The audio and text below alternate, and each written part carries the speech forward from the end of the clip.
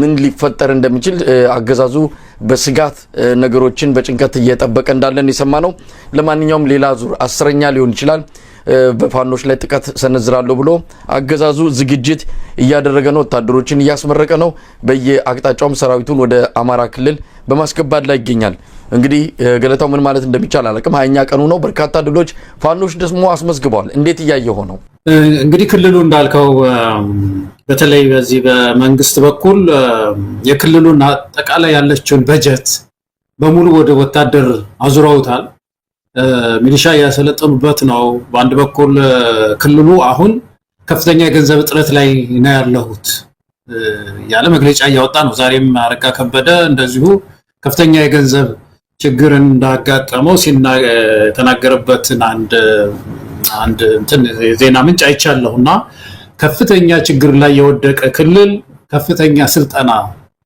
ለከፍተኛ ስልጠና ብር እያወጡ ነው ያሉትና አጠቃላይ የኢኮኖሚ ጉዳይ በተለይ በክልሉ በአማራ ክልል ውስጥ ከባድ ቀውስ ውስጥ ነው የመጣው። አንድ ይሄ ትልቅ እጅ ነው መንግስትን እየገፋ ያለ ክልሉን መንግስት እያፈረሰው ያለው አንድ የኢኮኖሚ ችግር ነው ማለት ነው። እንደ ሀገር ያለው የኢኮኖሚ ኪሳራ እንዳለ ሆኖ ክልሉ ደግሞ ከተሰጠችው ከተወረወረችለት ትንሽ ባጀት ላይ ሰራተኛ ደሞዝ መክፈሉን ትቶት ትምህርት የቀሩትን እንኳን በጣም ብዙ ሚሊዮን ተማሪ ነው ያቋረጠው። እንደምታውቀው ክሊኒኩን ሁሉ አቋርጦ ሚሊሻ እያሰለጠነበት ነው ያለውና በአጠቃላይ በኢኮኖሚውም ተሽመድምዷል ማለት ነው። ከዛ ባሻገር እንግዲህ የፋኖ ትግል በየአቅጣጫው ከመቼውም ጊዜ በላይ እስካሁን ድረስ ሲቋቋም ጀምሮ ማለትም የህዝባዊ እንቢተኝነቱ ከተጀመረ ጀምሮ እንደዚህ አይነት ትንሽ ጠንከር ያለ ምት በተለይ የተባበረ ክንድ ነገር ብዙ አልቀመሰም ነበር። ይሄ መንግስት አብዛኛው በሰርጎ በመግባት እንደዛ አይነት እንቅስቃሴዎች ናቸው ሲያጠቃው የነበረው። አሁን የተባበረ ክንድ ነው ያደቀቀ ያለው። ከሁሉም በላይ ይሄ አብይ አህመድ የሚፈራው ነገር እንግዲህ ትብብር አማራ ህዝብ በተለይም ደግሞ በተባበረ ክንድ ከተነሳ ቀጥሎ ያለው ስቴፕ ያቀዋል፣ ጥሪ ያደርጋል፣ ሌሎችን ይሰበስባል። ስለዚህ ፍጻሜ ነው ብሎ ከባድ ስጋት ነው ያለበትና እንግዲህ ያለ የሌለውን ባጀት የሀገሪቱን ባጀት ሁሉ ወደ ጦርነት ላይ አውሎ ነው ያለው። እንግዲህ የአማራ ህዝብ ትግሉን ማጠናከር ነው ያለበት። በእንደዚህ አይነት ትግል ውስጥ ረጅም ጊዜ አይቆይም። ይሄ ትብብር አሁን የምደግፈው መሳይ እንደ አንድ ኢትዮጵያዊ እንደ አንድ ዜጋ ይሄ እንደዚህ አይነት የተባበረ ዘመቻን የምደግፈው ብዙ መቆየት የለበትም። ትግሉ እንደዚህ ህዝቡ ብዙ ዋጋ ሊከፍል ይችላል። እርግጥ ነው የአማራ ክልል ሰልፍ ሰፊሽንት ነው በምግብ ማለት በእርሻው በተለይ እንደምታውቀው እርሻ ወደ አዲስ አበባም ቢሆን በከፍተኛ ሁኔታ ማቅረብ የሚችል ነው። ሰልፍ ሰፊሽንት ነው። ዝም ብሎ ትራዲሽናል በሆነ መንገድ ባህላዊ በሆነ መንገድ መንግስት ጣልቃ ባይገባም በሆነ መንገድ አርሶ ራሱን መመገብ የሚችል ነው። ነገር ግን ሌሎች ተቋማት ደግሞ አሉ። ትምህርት አለ፣ ጤና አለ፣ ብዙ ነገር ያስፈልጋል እና እንዲሁ በቆየ ቁጥር ክልሉ ጀነሬሽን እየተጎዳ ስለሚሄድ ይሄን የተባበረ ክንዱን ፋኖ ማጠናከር ነው ያለበት። ድርጅታዊ መዋቅሩን እያጠናከረ ወደፊት ገፍቶ ያንን ህዝብ ሆነት በተለይ እነሱ ቃል የገቡት አለ ታስታውስ እንደሆነ ይሄ ዓመት ሲጀመር አንተም የጠየቃቸው ነበሩ። በዚህ ዓመት ምን እንጠብቅ ብላቸዋል። ነቀን እንግዲህ ይሮጣል ደግሞ ሰዓቱ መሳይ። በእርግጥ ምርጫ የለም። ቢተውትስ ከግድያ ያመልጣሉ። የአማራ ህዝብ ትግሉን እርግፍ አድርጎ ትቶ መሳሪያውን አፈሙዙን ደፍቶ ወደ ቤቱ ቢገባም የአብይ አህመድ ሰራዊት ዋና ተልዕኮ ይህንን ህዝብ ማድቀቅ ነው፣ ማጥፋት ነው፣ ማዳከም ነው። ቃል በቃልም የተናገሩት አለ። በኢትዮጵያ ፖለቲካ ውስጥ ቁመናው ማሳነስ ነው። ስለዚህ ከዚህ አንፃር ትግሉን ቢተውትም የማይቀር ሞት የማይቀር አጠቃላይ የአብይ አህመድ ጥቃት መቀጠሉ አይቀርም። ትግሉ የሚያስፈልገው ይህን ሁሉ ለአንዴና ለመጨረሻ ጊዜ ለማስቀረት ነው። ነገር ግን ይሄ ቢሆንም እንደተባለው በአንዳንድ ችግሮች ምክንያት ይሄ ባለመስማማት በተለያዩ የግልና አካባቢያዊ ችግሮች ምክንያት ትግሉ እየተራዘመ እንዳይመጣ እዛ ላይ ያለውን ክፍተት መድፈን አለባቸው። ብዙ ጊዜ ብለናል። አንዳንድ ጊዜ ለነሱ መተው አለበት በራሳቸው ፍጥነት እድሉ ይሰጣቸው የሚለው ነገር በእርግጥ አሳማኝ ነው። እዚህ ከርቀት ሆኖ እንዲያደርጉ እንደዛ አድርጉ ብሎም ሐሳብ መስጠት ትንሽ ሊከብድ ይችላል።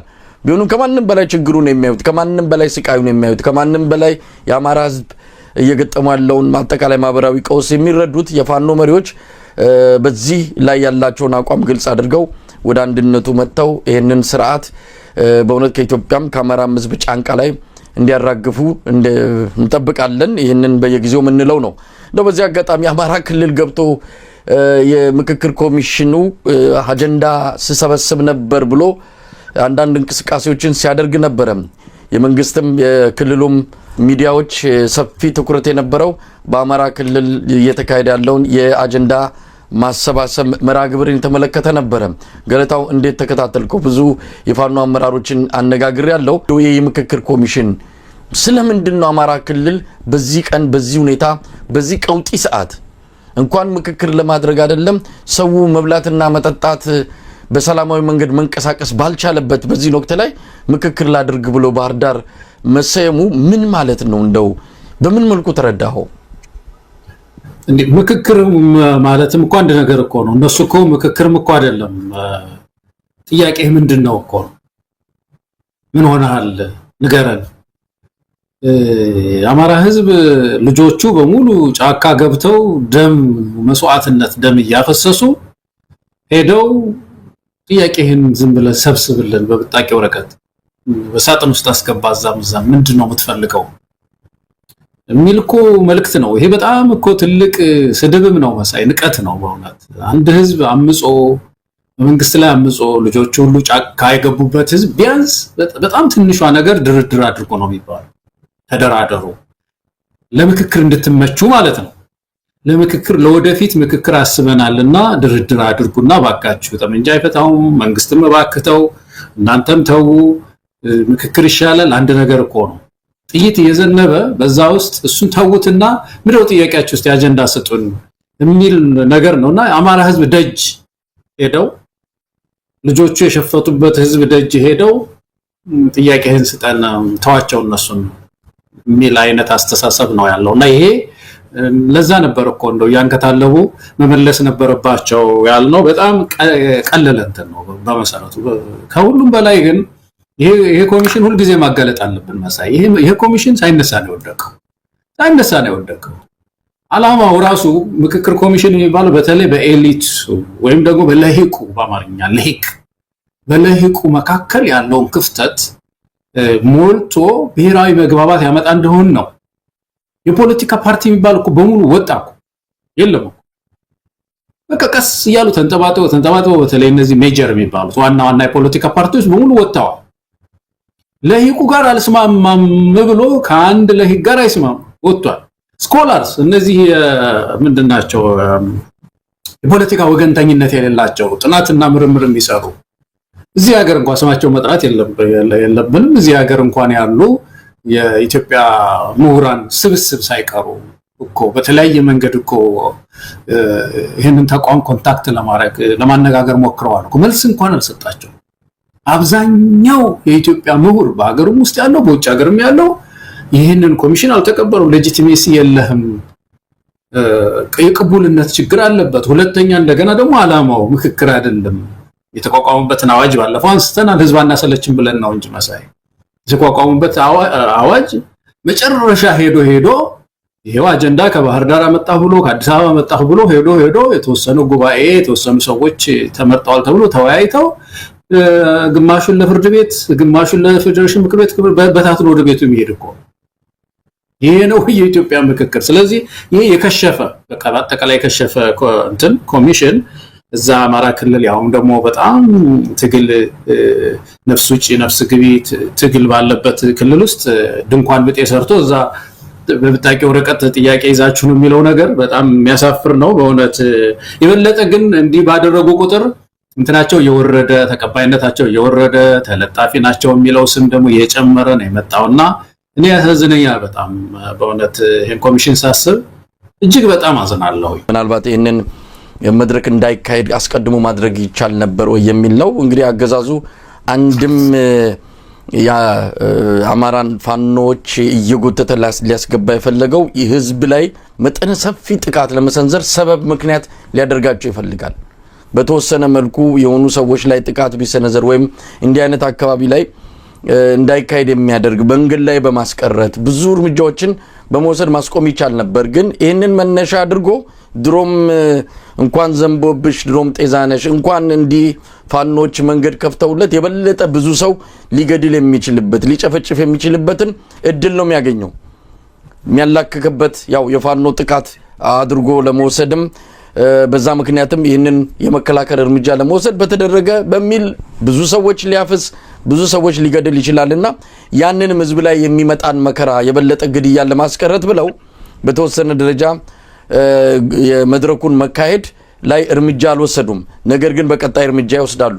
የሚወስደው ምንድነው? ተሳታፊዎች አሉ፣ በእነሱ ላይ አስተማሪ እርምጃ እንወስዳለን ብለዋል። አስተማሪ የሚሉት ከጥቃት ጋር ከግድያ ወይም ከማሰር ጋር የተያያዘ ይሁን ምናቀው ነገር የለም፣ ግን አስተማሪ የሆነ እርምጃ በተሳተፉት ላይ እንወስዳለን ብለዋል። ሆኖም ቀረም ግን እንደው ኮሚሽኑ እንግዲህ አብይ አህመድ ባህር ዳር የሚመላለሰው በዋናነት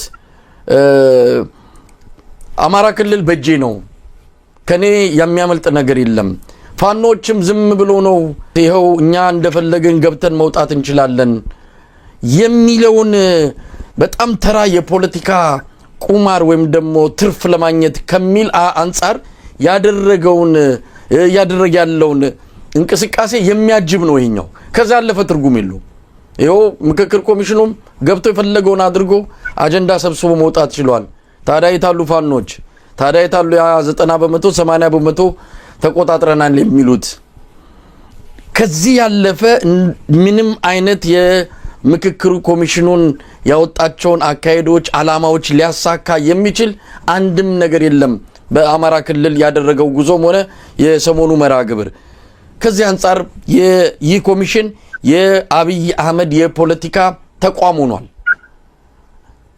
ልክ እንደ ሌሎቹ የሚዲያና ወታደራዊ ተቋማት የአማራ ፋኖችንና የአማራን ህዝብ ለማጥቃት እንደሚጠቀመው ሁሉ ይህንንም የምክክር ኮሚሽን ለራሱ የፖለቲካ ጭቆና ማስፋፋያና ማጠናከሪያ አድርጎ እየተጠቀመው ስለመሆኑ ከዚህ በላይ ምንም ማሳያ የለም። ሌላው ቢቀር ገለታው 30 እና 40 ኪሎ ሜትር ብራቃት ላይ 60 ሰዎች የተገደሉት በዋዜማው ነው። በአዲስ አበባ እስከ ባህር ዳር ባለው መንገድ ላይ ሰዎች እየታፈኑ በአውቶቡስ ላይ እየተገደሉም ነው። አሁን ይሄ የሆነው ሰሞኑን ነው፣ በአንድ ወር ውስጥ ለሶስተኛ ጊዜ። ጎንደር ላይ ወደ 38 ሰዎች በድሮን ተገድለዋል በዚሁ ሰሞን። ቢያንስ እነዚህ እንኳን ይቆሙ። እነዚህ ሳይቆሙ እንዴት ነው ምክክር የምታደርገው? ሰዎች እየተገደሉ ጥይት እየጮኸ ምን አይነት ምክክር ልታደርግ ትችላል? ይሄ እንኳን ይቁም ብለው መንግስትን መጠየቅ እንዴት አቃታቸው? እነ ፕሮፌሰር መስፍን አራያ ምክክሩን ያካሄዱ። ሌላው ቢቀር ለሁለት ለሶስት ቀን ግድያ አቁሙና ይሄን ምክክር አድርገን እስክንወጣ እንኳን የጥይት ድምጽ እንዳይሰማ አድርጉ ብለው መንግስት ላይ ጫና መፍጠር ትተው ሲላኩ አቤት ሲጠሩ ወዴት እያሉ የሚሄዱ የአርበኛ አብደላ እንዳለውም የፖለቲካ ደላሎች ናቸው። ከዛ ውጪ ትርጉም የላቸውምና ይሄንን ነው መረዳት የሚቻለው። ከዛ ያለፈ ምክክር ኮሚሽኑ ገንዘብ ያው አበል ስላለው ደሞዝ ስለሚከፈላቸው እውነተ መናገር ህሊናቸውን ሸጠው በታሪክ ተጠያቂ የሚያደርግ ተግባር ላይ የተሰማሩ መሆናቸውን ዛሬም እንደ ትላንቱ ልንነግራቸው ይገባል። ገለታው ያ አንዳንድ አይ ቲንክ አንድ ተፈጥሯዊ የሆነ ነገር አለ መሳይ። አንድ ሰው ቆስሎ ደም እየፈሰሰው ያለን ሰው በቀጥታ ወስዶ ከመታው ሰው ጋራ ቁጭ በል ተደራደር ተነጋገር እንደው ደምን እያፈሰስክ አይባልም። የመጀመሪያው ነገር ደሙን ማስቆም ነው። መቼም የፈርስት ኤድ አይደለም እንደው ስሙም ራሱ እኮ ፈርስት ኤድ ነው የሚባለው። የመጀመሪያ ጊዜ እርዳታ ማለት ነው። ደሙ መቆም አለበት። የሚፈሰው ደሙ ቆሞ ታክሞ ወደ ህሊናው ሲመለስ ሲረጋጋ ምክክር የሚባል ይመጣል። እንግዲህ አንተ ነህ ጎዳኸኝ የለም አንተ ነህ ይባላል። እነዚህ ሰዎች እኮ አሁን አካሄዳቸው ስታይ እኮ ለዚህ ይሄንን ደም ለማስቆም ምንም አይነት ሙከራ የላቸውም። ህግም አልሰጣቸውም። ይሄ አዋጁም የሚፈስን ደም የሚያስቆም ግጭትን የሚያስቆም የሚደባደቡ ሰዎች በመካከል አሉ። እነሱን የሚያስቆም የሚያደራድር ስልጣንም የላቸውም። በህግ ደም የማያስቆም የላቸው፣ ሙከራውም የላቸው። ዘለው ድንኳን ውስጥ በብዙ ወታደር ተከበው አጀንዳ አንጡ ነው የሚሉት። ምንድነው አጀንዳችሁ ይላሉ። ተጋጭ ሁለት ሰዎች ወደ እንትናቸው ሳይሰክኑ ወደ ህልውናቸው ሳይሰክኑ ምን ብለው አጀንዳ ሊሰጡ ይችላሉ? እነዚህ ሰዎች የተዛባ አጀንዳ እኮ ነው የሚሆነው። አጀንዳውን ቢመጣ ራሱ እና ይሄ ራሱ ነው በጣም መሰረታዊ ችግር ብዬ የማየው መሳይ በጣም የሚያሳዝነኝ እንዲህ አይነት ነገር ውስጥ መግባታቸው ነው። መጀመሪያ ምክክር ጊዜ አለፈ፣ የዲያሎግ ጊዜ አለፈ። ቀደም ሲል አብይ አህመድ እንደመጣ ቶሎ ወደ ውይይት ይገባ፣ ቶሎ ወደ ህገ መንግስት አሜንድመንት ይገባ። የመጀመሪያው ተቋም እሱ ነው። ይሄ ማንነት ምንድነው? ማንነት አስተዳደር፣ ብሔራዊ እርቅ በፊት ቀድሞ መቋቋም ያለበት አብይ እንደመጣ የዲያሎግ የናሽናል ኮንሰንሰስ ያን ጊዜ ኮንሰንሰስ ነበር ምንለው ታስታውሳለህ መሰለኝ። ብሔራዊ መግባባት ሰው ሁሉ አማርኛውም እንግሊዘኛውም በጣም እንትን ብሎ ነበር። ኮንሰንሰስ የሚለው በቃ የአማርኛ ያህል ነው። ኮንሰንሰስ ይምጣል፣ ያ ይምጣል። ሲያጠነዛ አማራ ብረት እስኪያነሳ ድረስ ደረሰ። በቃ ኦሮሞ ወንድሞቻችን ጠመንጃ አነሱ። አሁን እዚህ ጠመንጃ አንስተው ደም በሚፋሰሱበት ሰዓት ያንን አሮጌ ጦርም አይደለም መንፋት ያለባቸው። ይሄ ምክክር አሁን ድርድር ነው። ለዚህ እኮ ነው ምዕራፉ ተሻግሯል፣ ሁኔታው ተሻግሮ ሄዶ እዚህ ላይ ደርሷል። ስለዚህ በዚህ በድርድር ችግር ከተፈታ በኋላ ዞሮ ሄደን ስለ ምክክር ኢትዮጵያ ማታልፈው ምዕራፍ ነው ምክክር። አሁን እኮ በጣም የሚያስገርመኝ ነገር ተመልከት መሳይ፣ እንግዲህ ስለ ባንዲራ ፋኖ እየተዋጋ ኦላ እየተዋጋ ሌላ ሁሉ እየተዋጋ አዲስ አበባ ላይ እኮ አሁን ትንሽ ነው የቀራቸው ባንዲራው ምን እናርገው ብለው ውይይት ሊያረጉ ጉባኤ ሊያረጉ እንደዚሁ ይቀጥል ወይስ ምናምን ሊሉ አንዱ የውይይት አጀንዳ እሱ ስለሚሆን ማለት የፌደራል ስርዓቱን ሁላችንም ትተውን ሜዳ ላይ ይሄው በቃ ፖለቲካ ውስጥ ትንሽ የሚሞክር ሰው ማንንም ማነጋግረው ሰው ሁሉ በተለይ እነዚህ ገለልተኛ ናቸው የምላቸው ምሁራኖች ናቸው የሚገርሙኝ። በጣም ከኛ በላይ ነው የሚቃወሙት ይሄንን ተቋም። እነሱ ሁሉ አይኖሩም፣ የታጠቁ ኃይሎች ሁሉ አይኖሩም። እና በፌደራል ስርዓቱ ላይ ሊወያዩ ነው እነሱ አጀንዳ። አዲስ አበባ ውስጥ ይሄ ኮንቬንሽን ሴንተር የሚባል አቋቁመው የለም አዲስ እንትን ወይም እዛ አድዋ አዳራሽ ቁጭ ብለው ሊወያዩ ነው ትተውት ሌላውን ልጅ። ይሄ ችግር ይፈታሉ። አሁን እኮ የሚያሳስበን ይሄ ችግር መፍታቱ አይደለም፣ ባለፈው ያነሳነው ነው መሳይ። ከዚህ በኋላ የሚመጣ የምክክር ውጤት የዛ ዲያሎግ ለብቻቸው ሆነው ይሄን ሁሉ ሰው አግልለው ተመካክረው አመጣ ነው ብለው ወደ ካቢኔው እንዲፈጸም ደብዳቤ ሲጽፋን ጊዜ ያለ እንደገና ሌላ ግጭት ሊያመጡብን ነው።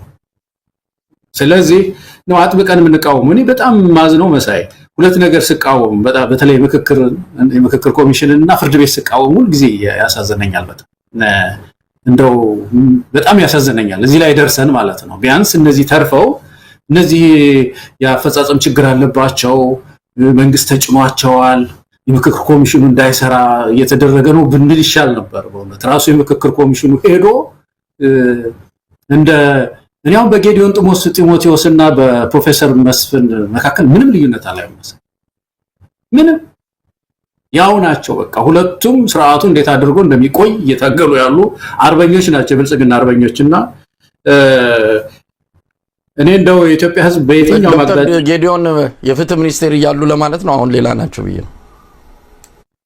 እኔ እንደው ፖዚሽን ናቸው አቋማቸው ፕሮፌሰር መስፍን ወልደማርያም አሉ አይደለም። አሁን እሳቸውና ዶክተር ጌዲዮን ጢሞቴዎስ ስርዓቱን ለማቆም የማይጠመዝዙት ነገር የለም። እኛም ዶክተር ጌዲዮንም እንትኑን ተጠቅመው እቺ የህግ ዕውቀታቸውን ተጠቅመው የሚያወጧቸው ህጎች እነዚህ ሰንካላ ህጎች በሙሉ ከዛ ነው የሚመጡት። ይገርማል። እና ፕሮፌሰር መስፍንንም ሳያቸው ይጠመዝዙታል። ይሄን ብሔራዊ ዲያሎግ የሚባል ነገር፣ ብሔራዊ ምክክር የሚባል ነገር በቃ እየጠመዘዙ ባለፈው ያነሳነው ነገር እኮ ነው። ብሔራዊ ምክክር እንዴት ታደርጋላችሁ ኢትዮጵያ ውስጥ ሲባል ሌላም ሀገር በጦርነት መካከል ብሔራዊ ምክክር ይደረግ ነበርና ይሄ ትክክል አይደለም ብሎ ፓርላማ ላይ እንዲህ አይነት መልስ ተሰጠ። የኢትዮጵያ እኮ የተቋቋመው እኮ ግጭት ለማስቆም አይደለም እኮ በዋና ሀገራዊ መሪዎች ላይ ለመወያየት ነው የሚለው ራሱ የነሱ አዋጅ። እና እንደው ይሄንን ሳይ አዝንባቸዋለሁ መሳይ። በጣም ያሳዝናል። በተለይ ኮሚሽኑ ሰዎች እያደረጉ ያሉት ነገር ትክክል እንዳልሆነ እያወቁት በቴሌቪዥን እየመጡ የሚጨቀጭቁት ነገር ይገርመኛል። እኔ አንዳንዱ እንደው በስም መጥቀስ እንኳን ቢገባ ምን መንተፍረታቸውን እንኳን መደበቅ ሲገባቸው ወጥተው ልክ ትክክል እያደረጉ እንደሆነ የሰውንም የግንዛቤ አቅም መፈታተንም ጭምር ነው። ይሄ እንዳልኩም ስድብ ነው። በተለይ ኮሚሽኑ ሰዎች አብይስ ጭልጥ ብሎ የገባበት የራሱ የፖለቲካ ስካር አለ። እነዚህ ሰዎች በገለልተኝነት ስም እየመጡ ይሄንን ህዝብ በዚህ ደረጃ መናቃቸውና ግንዛቤው መፈታተናቸው በእውነት ከአብይ በላይ ከአብይ ባልተናነሰ መልኩ አርበኛ አብደላ እንዳለው ከገደሉን እኩል በድሮን ከጨፈጨፉን በመሳሪያ ከጨፈጨፉን ቤታችንን ንብረታችንን ማሳችንን ካቃጠሉት የአብይ አህመድ ሰራዊት እኩል እነዚህ ሰዎች ተጠያቂ ናቸው ብሏል። ትክክልም ነው። በጣም ተጠያቂ ናቸው። ገለልተኛ መስለው በየመድረኩ እየቀረቡ አሁን ሰሞኑን በዚህ በአማራው ብለው በባህር ዳር ባዘጋጁት መድረክ ላይ በተለይ ሂሩት የምትባለው ሴትዮ ወጣ የአማራ ህዝብ ታሪክ ሰራ ዛሬ ታላቅ ምዕራፍ ምንድነው እቺ ሴትዮ ለማለት የፈለገችው? ይህ ህዝብ ምን አደረጋት? በዚህ ደረጃ ይህ ህዝብ እየሞተ 60 ሰዎች እየተገደሉ 8 ሴቶች በወፍጮ ቤት ውስጥ እኮ ነው የተረሸኑት። 5 ህፃናት ተጋድለዋል ብራቃት ውስጥ። አብይ አህመድ ልኳቸው ሊሆን ይችላል፣ ግን አፋቸውን አይቆጥቡም ወይ? የሚናገሩትን ነገር ምን ያህል ህዝብን እንደሚያም ምንድነው በቁስል ላይ ከእንደገና እንጨት መስደት ለምን አስፈለገ? የኮሚሽኑ ሰዎች እውነት ለመናገር ቀደም ሲል ብለዋል ከያንዳንዱ ከነ ብርሃኑ ጁላ ከነ አብይ አህመድ ከነ ሽመልስ አብዲሳ እነ ፕሮፌሰር መስፍን በህግ የሚጠየቁበት ሁኔታ ይመጣል። ምናልባት ዛሬ ዝም ብለው አልፎ ምናልባት ጫና ተደርጎብን ሌላ ነገር ታሪክ ሊፈጥሩ ይችላል። ከዛም ባለፈ ተጠያቂ ናቸው። ሪዛይን ማድረግ ይችላሉ ወይ ሳንቲሙ አታሏቸዋል፣ አሊያም ደግሞ እልም ያሉ አደርባዮች ናቸው፣ ወይም ስርዓቱን ይደግፋሉ፣ ወይም በተዘዋዋሪ የብልጽግና ፓርቲ አባላት ናቸው። ከዚህ ውጭ ልንረዳ አንችልም። ስለዚህ አማራ ክልሉ መራግብል ዝም ብሎ ግርግር ብሎ ማለፍ እንጂ የሚያመጣው አንዳች ነገር የለም። ይሄንን አጀንዳ መሰብሰብ እኮ አብይ ጋር ያለ እኮ ነው። የአማራ ህዝብ ጥያቄ ብሎ በራሱ በሚመቸው ልክ ሰብስቦ ቁጭ ብሏል። ነገ ከነገ ወዲያ ፈታዋለሁ ብሎ የአማራ ህዝብ ጥያቄ አብይ የሚፈታው አይደለም፣ ከአብይ አእምሮ በላይ ነው። ለማንኛውም ገለታው እንደ ማጠቃለያ ምን ልትል ትችላለህ ለነዚህ ሰዎች? አሁን እንግዲህ አማራ ጨረሱ፣ ትግራይ ምናልባት የሚያካሂዱ አይመስለኝም። እስካሁን በትግራይ ባለው ሁኔታ ላይ ብዙም ይሄዱ አይደለም። ምናልባት ትግራይ ነው የሚቀራቸው። ሌላው ጋር እንደ ነገሩ ዝም ብሎ ገብተው የሆኑ ነገሮችን ለቃቅመው መጥተዋል። ለአብይ አህመድ የሚሆን አጀንዳ ይዘውለት ከጠረጴዛው ላይ ያስቀምጡለታል። ቀጣዩ ምዕራፍ ምንድነው? ምንስ መደረግ አለበት? ትግራይን ደግሞ በኢሜይል ሊጨርሱት ይችላሉ። እንደ አብይ አህመድ እነሱ በፌስቡክ ላይ የተመረጡት ትግራይ ገበሬን ጥያቄህን አጀንዳህን ኢሜይል አድርግልን ወይ ደግሞ የሆነ ነገር አድርግልን ሊሉት ይችላሉ። መሳይ ቀልደኞች ናቸው። ከአለቃቸው ከአብይ አህመድ የተሻሉ ሰዎች አይደሉም። ገለልተኛ አይደለም። ገለልተኛ ተቋም ስላልሆነ ነው የምንቃወመው።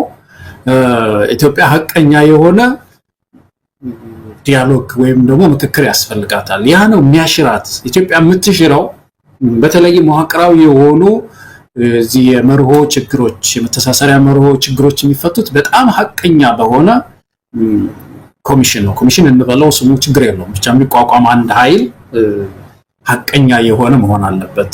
እኔ እኮ ቀደም ባሉት ጊዜ እኮ ትንሽ የኋላውን ታሪክኛ ብዬ ማየት ይቻላል እኮ። ብዙ ጊዜ እኮ እየጮሁ ብዙ ሰዎች እኮ አልሰማ ተብሎ ነው የእርቅ ኮሚሽን ሲቋቋም ሊፈርስ ነው ገና ሲቋቋም እኮ ነው።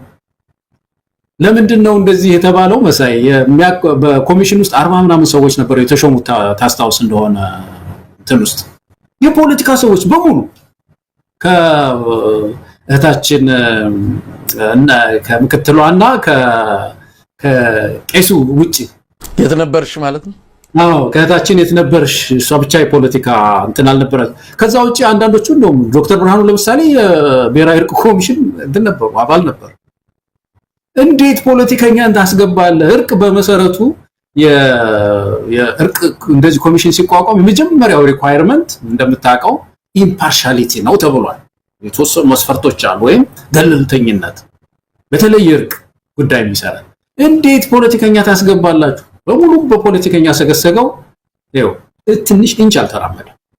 የማንነትና አስተዳደር ኮሚሽን ሲቋቋም እነ ዶክተር አረጋዊ ፖለቲከኛ የተባለ በሙሉ ፖለቲከኛ ገባ። እንዴት ተብሎ ነው ሪሰርች ሰርቶ የሚመጣው ፖለቲከኛ እዛ ውስጥ? በኋላ ፖለቲከኞች በየድርጅታቸው ይዩት፣ በጣም ኤክስፐርቶች ይግቡ በኤክስፐርቶች እና ገለልተኛ በሆኑ ሰዎች ተቋም መገንባት አለበት ቢባል አልሰማ ብሎ መጨረሻ ላይ ራሱ በቀጭን ደብዳቤ አባረረው።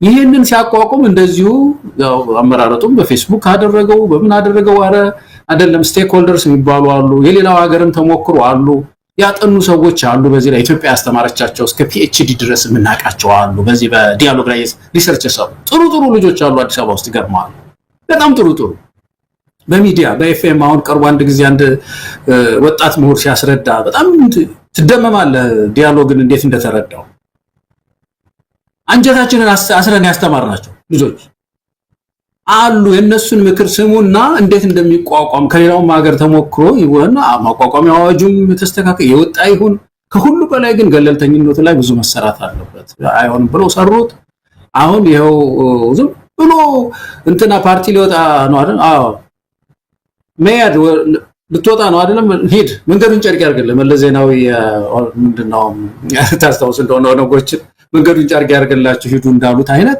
መንገዱን ጨርቅ ያርግልህ ሌላ ፓርቲ ባልደራስ ወጣ አይደል መንገዱን ጨርቅ ያርግልህ ኢህአፓ ወጣ አይደል መንገዱን ጨርቅ ያርግልህ ምሁራን አልቀበሉም አይደለም መንገዱን ጨርቅ ያርግላቸው ከማን ጋር ሊወያዩ ነው ታዲያ ማንን ሊያወያዩ ፋኖ ቀጥል እዛው ኦላ ቀጥል እዛው ስለዚህ ይሄን ሁሉ አራግፎ ይዞ እንደው ይልቅም እኮ መሆን ያለበት እኮ ከነዚህ ጋር እኮ ቁጭ ብሎ መነጋገር ከተቻለ ነው በምድሪቱ ላይ መፍትሄ ሊመጣ የሚችል የነበረውና ለዚህ ነው እንደው መራራ ትግል የሚሰማንና የትም አይሄድም እኮ ይፈርሳል ሄዶ ፈርሶ እንትናችን እንደው ትልቁ ነገር እኛ ኢትዮጵያ መጠንቀቅ ያለብን በምክክር ላይ ተስፋ እንዳንቆርጥ ነው ጥሩ ስሞች ሁሉ እየረከሱብን ስለሆነ አሁን ያን ያነሳ ነው ብልጽግና የሚባል ስም በቃ ኢትዮጵያ ውስጥ አሁን አዲስ አመት ሲመጣ አንድም ሰው ብልጽግና የሚል የለም ይገርምሃል አዲስ አመት የሰላም የብልጽግና ምናምን ምንለው በቃ ማንኛውም ልጅ እንኳን አይልም እዚህ ድሮ አበባ በልጅነት ይሸጣል መሳይ ትጽፍና የሆነ አበባ ነገር ተሰራና ለጎረቤት በልጅነታችን እንሸጥ ነበር አሁን ስሰማ እዛ ላይ የብልጽግና ብትባል ህፃናት አይጠቀሙ መሳይ የቃል ከቮካብላሪያችን ወጣ እንትናችን እና ብሔራዊ ምክክርም ያረከሱት ነው ያሉት መሳይ ገለታው እሱ ነው በጣም የሚያሳስበኝ አሁን ነገ ከነጎዲያ እውነተኛው የምክክር ምናልባት ስራ ቢሰራ እንኳን የኢትዮጵያ ህዝብ የዚህ ጠባሳ ስላለበት ይሄኛው ምክክር ኮሚሽን ነገሮችን ሁሉ እንዳልነበር አድርጎ ስላበለሻሸው ነገ ከነጎዲያ የሚመጣውን ህዝቡ ከልቡ ተቀብሎ ለለውጥ አብሮ ይሰራል አይሰራም የሚለው ነው የሚያሳስበው የዚህ ምክክር ኮሚሽን እኮ ዛሬም ብቻ አይደለም የሚያጠፋው የነገንም ተስፋ እኮ ያጠፋ ነው ነገ በምክክር የሚያምን ነገ በውይይት የሚያምን ማህበረሰብ እንዳይኖር ነው ያደረገውና ብዙ ወንጀሎችን ብዙ ኃጢያቶችን እየሰራ ያለ ኮሚሽን መሆኑ ነው ለማንኛውም ገለታ ወደ ሌላኛው ርዕሰ ጉዳይ እንሄዳለን አቶ ጌታቸው ረዳ ከትግራይ ጊዜያዊ አስተዳደር ፕሬዝዳንትነት መነሳታቸውን ዛሬ አብይ በይፋ በፌስቡክ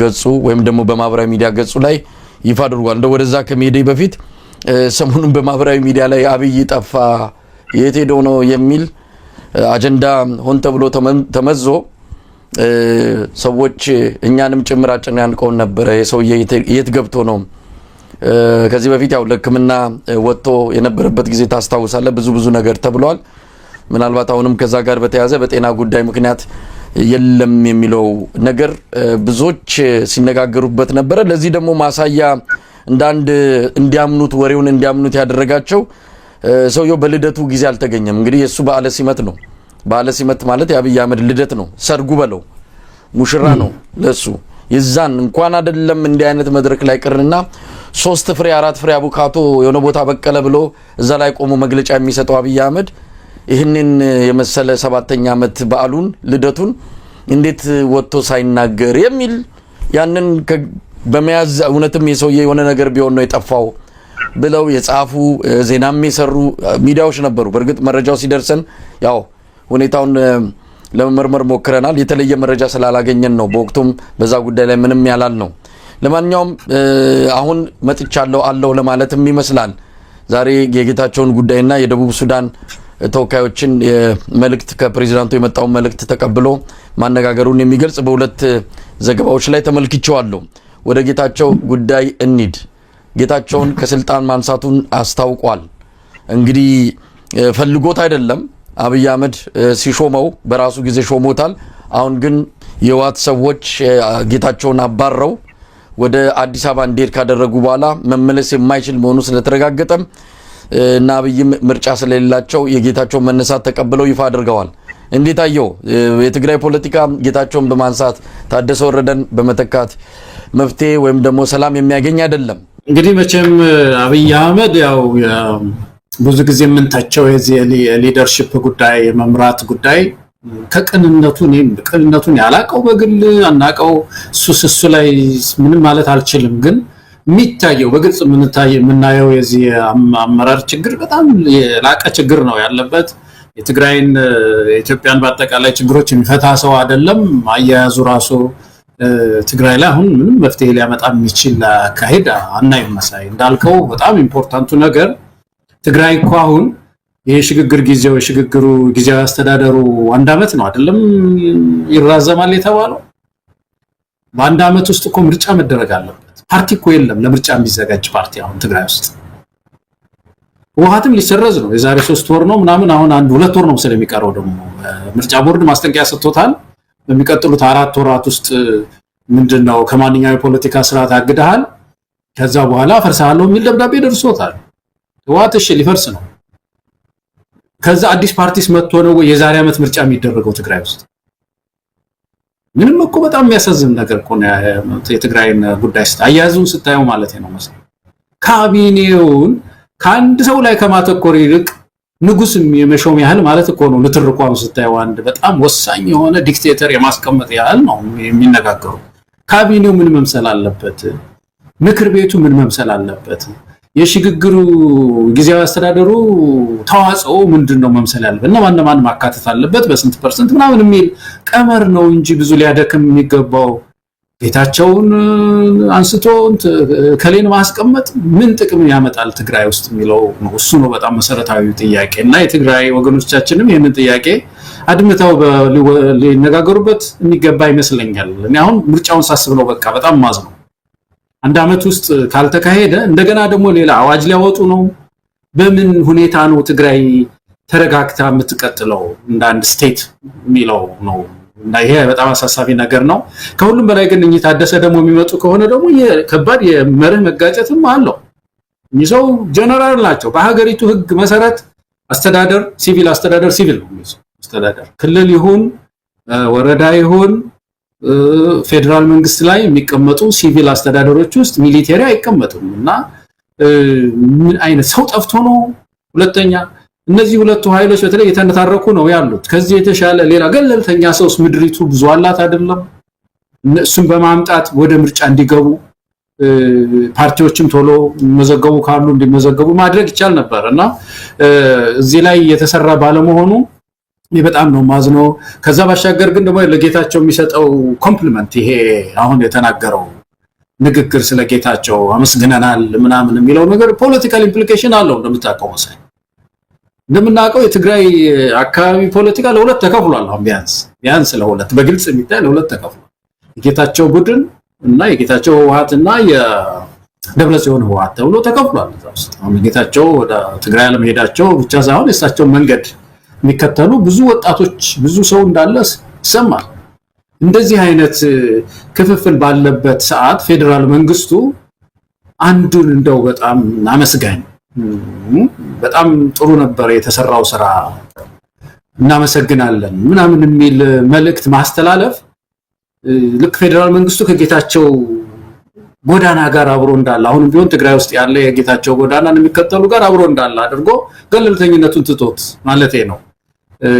እንደው ቢያንስም እንኳን እንደዚህ አይነት ድጋፍም እንኳን ቢኖረው በውስጡ ይዞ ከሚመጣው ጋር አብሮ የሚሰራበትን መንገድ መፍጠር ነው ያለበትና እንደዚህ አይነት የፖለቲካ መልእክት ያላቸው ነገሮች ብቻ ወደዛ ክልል ይወረውራል እና በአጠቃላይ አያያዙ ለነገሩ ሰውየው እኮ አገሪቱን በአጠቃላይ ይዞ ቁልቁል ትላንት ከፕሮፌሰር መስፍን ማነው ተሾመ ጋር ስታወሩ እንደነበረው አይነት ትንሽ አደገኛ ነዳድ ነው እየነዳ ያለውና እንደው ትግራይን ብቻም ሳይሆን አገሪቱን በሙሉ ያንገዳገደና ያለው መሳይ እናንተ ስታወሩ አንድ ነገር ትዝ አለኝ። አዲስ አበባ ውስጥ ወደ ጀሞ ዘመድ ነበረኝና ወደዛ ሲሄድ ማታ ታክሲ የሚነዳኩ ነገር ማለት ይሄ ሚኒባስ አላለ እሱ ግጥም አድርጎ ጠጥቶ ይዞን ይሄዳል እና መንገድ ላይ ንግግሩ ነው መጀመሪያ በንግግሩ ነው ተረዳ ነውና ከዚህ ከሚያስተናግደን ወንድማችን ጋር ይጨቃጨቃሉ ምን ይላሉ እንዲህ ይወስደዋል አልኩ እንዲወስደዋል ውስጥ ያለ ነው ያሉት ሴቶች ነበሩ ተንጫጩ እዛ ትራፊክ አስቆመው ይሄ መኪና ብዛት ሲያስቆመው ወረድኩና እጁን ጎተትኩት በሌላ በኩል ወረድ እንዴት እንዲሰቅረት ነዳናለህ ይያል እና ባላ ፖሊስ ምናምን መጣ እንደዚህ ነው የሆነው መሳይና አይ ቲንክ መጎተት አለብን ከቦታው ወጥተን ማይዘው ማስወጣት ያለብን ይመስለኛል የተሳከሩ ነገሮች ብዙ አሉ ያው ሀገሪቱ እንደ ሀገር በብዙ ነገሮች እየተጎዳች ስለሆነ ወዴት ያመራን ነው የሚለው እንግዲህ ለኢትዮጵያ ህዝብ ምትነግረው አይደለም እየኖረበት ስላለ ያቋል እንዲሁ ስለ ቀውሱ ስለ ተፈጠረው አጠቃላይ ብሔራዊ አደጋ ብዙ ማሳያዎች ስላሉ ነው ገለታው እንግዲህ የትግራይን ጉዳይ ስናነሳ እንደው የኢሜሉ ጉዳይ ምን ደረሰ አብይ አህመድ በኢሜል ጥቆማ ስጡ ብሎ ነበር ምን ደረሰ እሱንም ሪፖርት ይነግረናል ብለን ነበር ዛሬ ይሄን ያህል ሰው ጠቁሟል ይሄ ሰው ይሄን ያህል ድምጽ አግኝቷል ምናምን የሚል ግን እንደሰማነው ሌተናል ጀነራል ታደሰ ወረደ ወደ አዲስ አበባ በመምጣት ከአብይ አህመድ ጋር ተጨባብጠው ቀጣዩ የትግራይ ክልል ጊዜያዊ አስተዳደር ፕሬዝዳንት ይሆናሉ ነው ህዋቶችስ የፈለጉት ይሄን ለውጥ ነው ሰው መቀያየር ነው ምንድነው አሁን ጌታቸው ይሄድ ያሉት ከጌታቸው ጋር ስለተጣሉ ወይ ታምር የሚሰሩት ነገር አለ እንደው ጌታቸውን በመሸኘት እንዲህ አይነት የፖለቲካ ግርግር ከትልቁ ስዕል ሰውን ማፋታትና ሰው ያ ብዙ ጥያቄ ያለው የህይወት አጠቃላይ ትግራይ ውስጥ ያለው በእንደዚህ አይነት በግለሰቦች የስልጣን መገፈታተርና ተከሻ መለካካት ላይ ብቻ አጀንዳው እንዲሆን የፈለጉትስ ለምንድን ነው ሆነ በጌታቸውና በታደሰ ወረደ መሃል አሁን ለትግራይ ህዝብ ምን መና ይወርዳል አብይ አህመድ ሰዎችን በመቃየር ብቻ ለትግራይ ህዝብ መፍትሄ ይገኛል ብሎ የደበት ርቀት ያው ሰውየው ከመፍትሄ የተፋታ የችግርና የቀውስ ጠማቂነት ወይም ደግሞ የዛ ሚና ተጫዋችነት እንጂ የመፍትሄው አካል እንዳልሆነ ከበፊት ጀምሮ የኢትዮጵያ ህዝብ ያመነበት የመጣ ጉዳይ ነው ለማንኛውም ምን እንጠብቃለን ከዚህ በኋላ ጌታቸው ተነሳ ታደሰ መጣ ከዛስ ግጭቶች ሊጨምሩ ነው የሚችሉት መሳይ አንድ መዘንጋት የሌለብን ጌዲዮን ጢሞቴዎስ ሲናገር ያ ሪኮርድ ሆኖ መቀመጥ አለበት ለኢንተርናሽናል ኮሚኒቲው ለዲፕሎማቶች የተናገረው ነገር አለ እዛ ላይ አንድ 4-5 ነጥቦች አንስቷል ህወሓት በጥባጭ እንደሆነ የምርጫ ቦርድን ህግ አላከብርም እንዳለ በጌታቸው ላይ የተነሳው ፍትሃዊ እንዳልሆነ ማለት ታዘዝም ያለ እንደሆነ ክስ አቅርቧል ያ የመንግስት አቋም ነው የነ አብይ አቋም አሁን ብዙ ጊዜ የተቸገር ነው ያው የአብይ ፐርሰናሊቲ ነው አብይ ፐርሰናሊቲው እንደምናውቀው ገና ሲመጣ ጀምሮ ብድግልና የለስላሳ ቃሎቶች ይዞ ይመጣል በቃ ያንንም ይሄንንም ያመሰግናል ያቅፋል አንዴ ደግሞ ሌላ ጊዜ ድብልቅ ያደርገዋል ይመጣና እና እንደዚህ አይነት ነገሮች እየሸወዱን ይሄንን ቃል እንግዲህ እንጠቀም ነው የቆየነውና ይሄ ሊቀጥል ይችላል ግን ጌዲዮን ያስቀመጠው አደገኛ አካሄድ ነው የጌዲዮን ንግግር ከህወሓት ጋር እንደገና ሁለተኛ ግጭትን የጠመቀ ነው መሰለኝ ሁለተኛ ግጭቶችን ለማምጣት የጠመቀ ነው አሁን ያለው አካሄድ ተመልከተው የተነሳ አንድ ጎዳና አለ ይሄ ጎዳና ምንድነው በምርጫ ቦርድ የሚሄድበት ጎዳና ምርጫ ቦርድ የሚሄድበት ጎዳና ህወሓት ደግሞ የሚሄድበት ጎዳና እነዚህ ጎዳናዎች የሚታረቁ አይመስሉ በሚቀጥሉት አንድ ወርም ይሁን 2 ወር ከዚህ በኋላ የህግ አፈጻጸም ጥያቄ ይነሳል ያ ጥያቄ ምንድነው ህወሓት በህግ ይታገዳል በህግ ሲታገድ የለም እኔ ፖለቲካ እንትኔን እቀጥላለሁ ብሎ ማለቱ አይቀርም በዚህ ጊዜ እንግዲህ ኮንፍሮንቴሽን ይኖራል ማለት ነው ግጭት ይኖራል ማለት ነው ይሄንን የሚያለዝብ አካሄድ አታይ ዛሬ ዋዜማው ላይ የሚያስተካክል አካሄድ አናይምና እኔ ችግር ነው የከፋ ነው የሚታየኝ መሳይ የሚሻለው የነበረው አሁን ይሄ ጥሩ መታጠፊያ ምዕራፍ ነበር ለማስተካከል ማለት ነው አመቱም አለቀ የዚህ ጊዜያዊ አስተዳደሩ ብዙ ደግሞ ጥያቄዎች እንደተነሱበት ታይቷል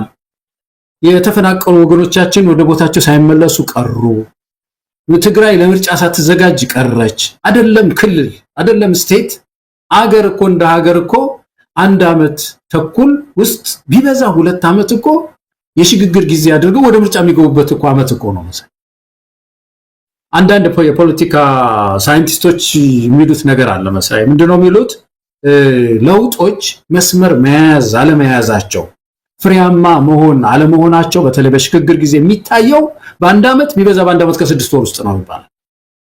በአንድ ዓመት ውስጥ ወይ በአንድ ዓመት ከ6 ወር ውስጥ አቅጣጫችን ልክ ነው ልክ አይደለም፣ ሽግግራችን ልክ ነው ልክ አይደለም የሚለውን የሚያስወስኑ የማለዳ ጊዜዎች ናቸው። እዛ ላይ ከተበላሸ ከዛ በኋላ ዝም ብለን አፍጠን ብንጠብቅ ሊስተካከል ይችላል ብለን አፍጠን ብንጠብቅ አይሰራም ነው የሚሉት የፖለቲካ ሳይንቲስቶች መሳይ። እና የትግራይ ውስጥ ይሄንን እኮ ነው ያየነው። አንድ ዓመት ከ6 ወርም አልፎ 2 ዓመት እኮ ፍሬያማ ያልሆነ ነገር ነው ያየነው። እንደውም ግጭት እየባሰበት ነው የመጣው። እንዲህ ከሆነ ለዚህ እድሜ መቀጠል ሳይሆን ሪቫይዝ መደረግ አለበት፣ መከለስ አለበት። የትግራይ ሽግግር ተዋጽኦንም እናስተካክለው። ህወሓት እኮ እጁ በጦርነት ውስጥ እኮ ያለ ፓርቲ ነው። መልሰን ያንኑ ሞኖፖሊ ሰጠ ነው።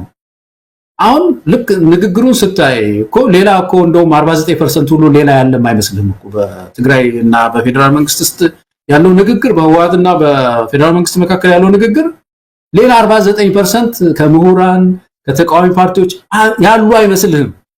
አጠቃላይ የትግራይ ሽግግር ህልውና በህወሓት ላይ ያለን የሚመስለው 100% ያለን አይመስልም።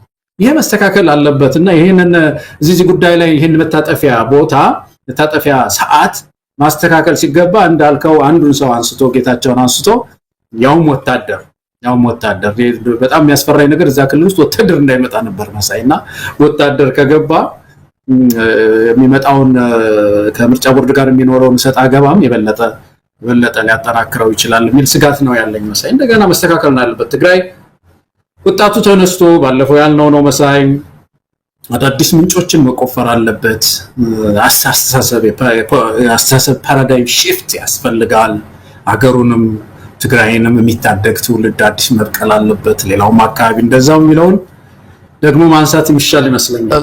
ገለታው በዚህ በትግራዩ ወቅታዊ ሁኔታ አብይ አህመድ ምንድነው አተረፈ ወይስ ከሰረ የሚለውንም ነገር መፈተሹ ተገቢነት አለው። ምክንያቱም አብይ አህመድ መነሻው ያኔ በጦርነቱም ጊዜ በዋናነት ጦርነቱም እንዲካሄድ አሁን የምንሰማቸው ነገሮች አብይ አህመድ አንድም ጦርነቱን ፈልጎት ነበር። ያው ጦርነቱ ምስራቅ ሰሜን ዝም በመምታት ህወሓት ጀምሮ ይባል እንጂ ወደ ጦርነቱ ጎትቶ በማስገባት ረገድ ህወሓቶችን የአብይ ሚና ድርሻ ትልቅ ነው የሚል አንዳንድ መረጃዎችም እየመጣ ነው። ምክንያቱም እነሱ ካሉ እኔ ማዕከላዊ መንግስት ላይ ተደላድዬ ለረጅም አመታት በስልጣን መቆየት አልችልም የሚል ድምዳሜ ላይ ስለደረሰ በጊዜ እነሱን ከጫወታ ውጭ ማውጣት አለበት።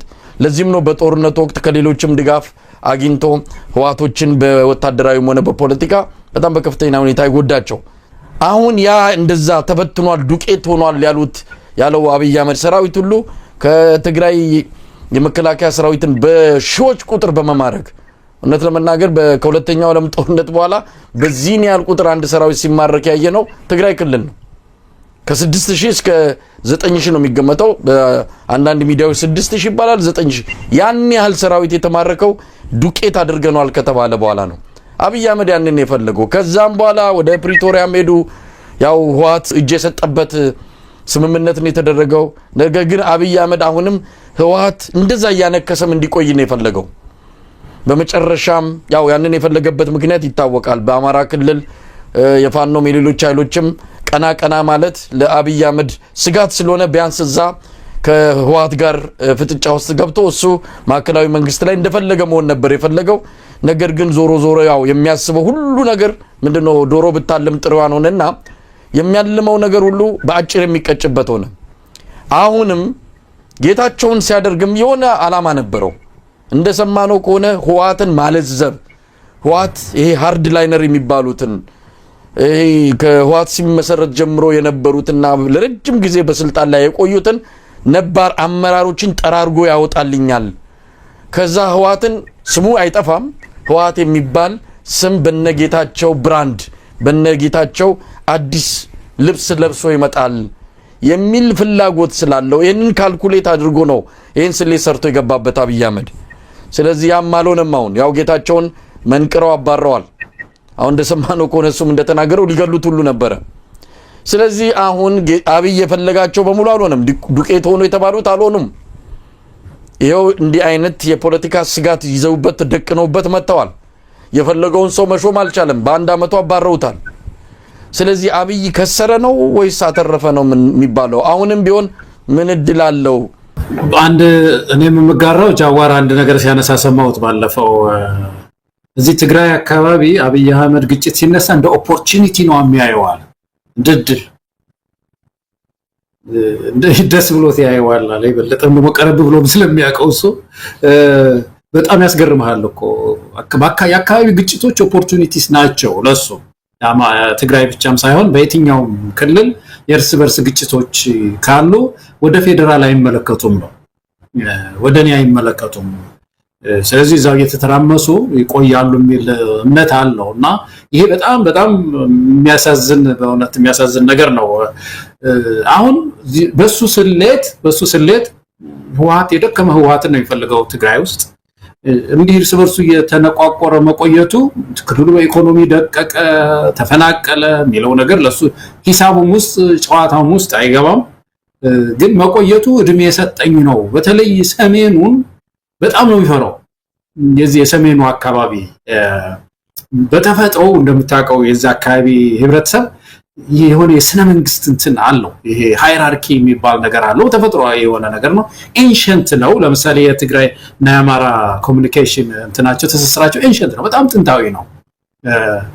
አይጋጭም። አሁን ጎንደርና ትግራይ ተጋጭቶ ማያቅ ማህበረሰብ ነው በኢትዮጵያ ታሪክ ውስጥ። በጣም የሚያስገርም ነገር ይሄ ነው። ብዙ ኢትዮጵያ ውስጥ ግጭት አለ እንደምታውቀው፣ በየጊዜው የሚነሱ ግጭቶች አሉ። ግን የጎንደር ህዝብና ትግራይ ተዋግቶ አያውቅም።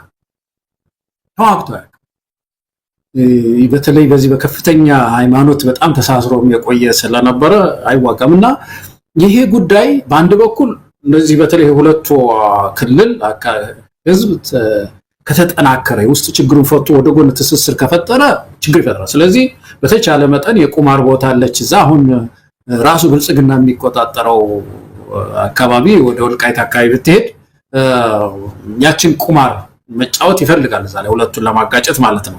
በየክልሉ ደግሞ በአማራ ክልልና በትግራይ ክልል እንደዚህ ውስጥ ግጭቶችን በጣም ይፈልጋቸዋልና ትግራይ ውስጥ አሁን ያለው ይሄ ትርምስ ለሱ በሱ ቤት ለአብይ አህመድ ጥቅም ነው ማለት ነው። እንግዲህ የሚያሳዝን ነገር እንደ ሀገር ግን ከስረናል። ረጅም ጊዜ ለሚያይ ሌጋሲ መተው ለሚፈልግ መሪ፣ አሻራ ትቶ ለሚፈልግ መሪ፣ መሄድ ለሚፈልግ በጎ ነገር ሰርቶ ለሚፈልግ መሪ ግን ይሄ በጣም አሳፋሪ ታሪክ ነው የሚሆነው መሳይ። እንግዲህ ገለታው ማን ሊመጣ እንደሚችል በእርግጠኝነት አሁን መግለጽ የሚከብድ ቢሆንም ግን ያሉት አንዳንድ ፍንጮች የሚያሳዩት ሌተናል ጀነራል ታደሰ ወረደ የትግራይ ጊዜያዊ አስተዳደር ሆኖ እንደሚመጡ ነው። የተለየም ሊሆን ይችላል አናቅም። በእርግጠኝነት ከሰሞኑ እንደምንሰማ ተስፋ እናደርጋለን። እስቲ ወደ አብኖች ጉዳይ እንምጣ። አብን አለው ጉባኤ አካሄድኩ ብሎ በለጠ ሞላ የሚባልን ሰው በሊቀመንበርነት እንዲቀጥል ወስኛለሁ አለ።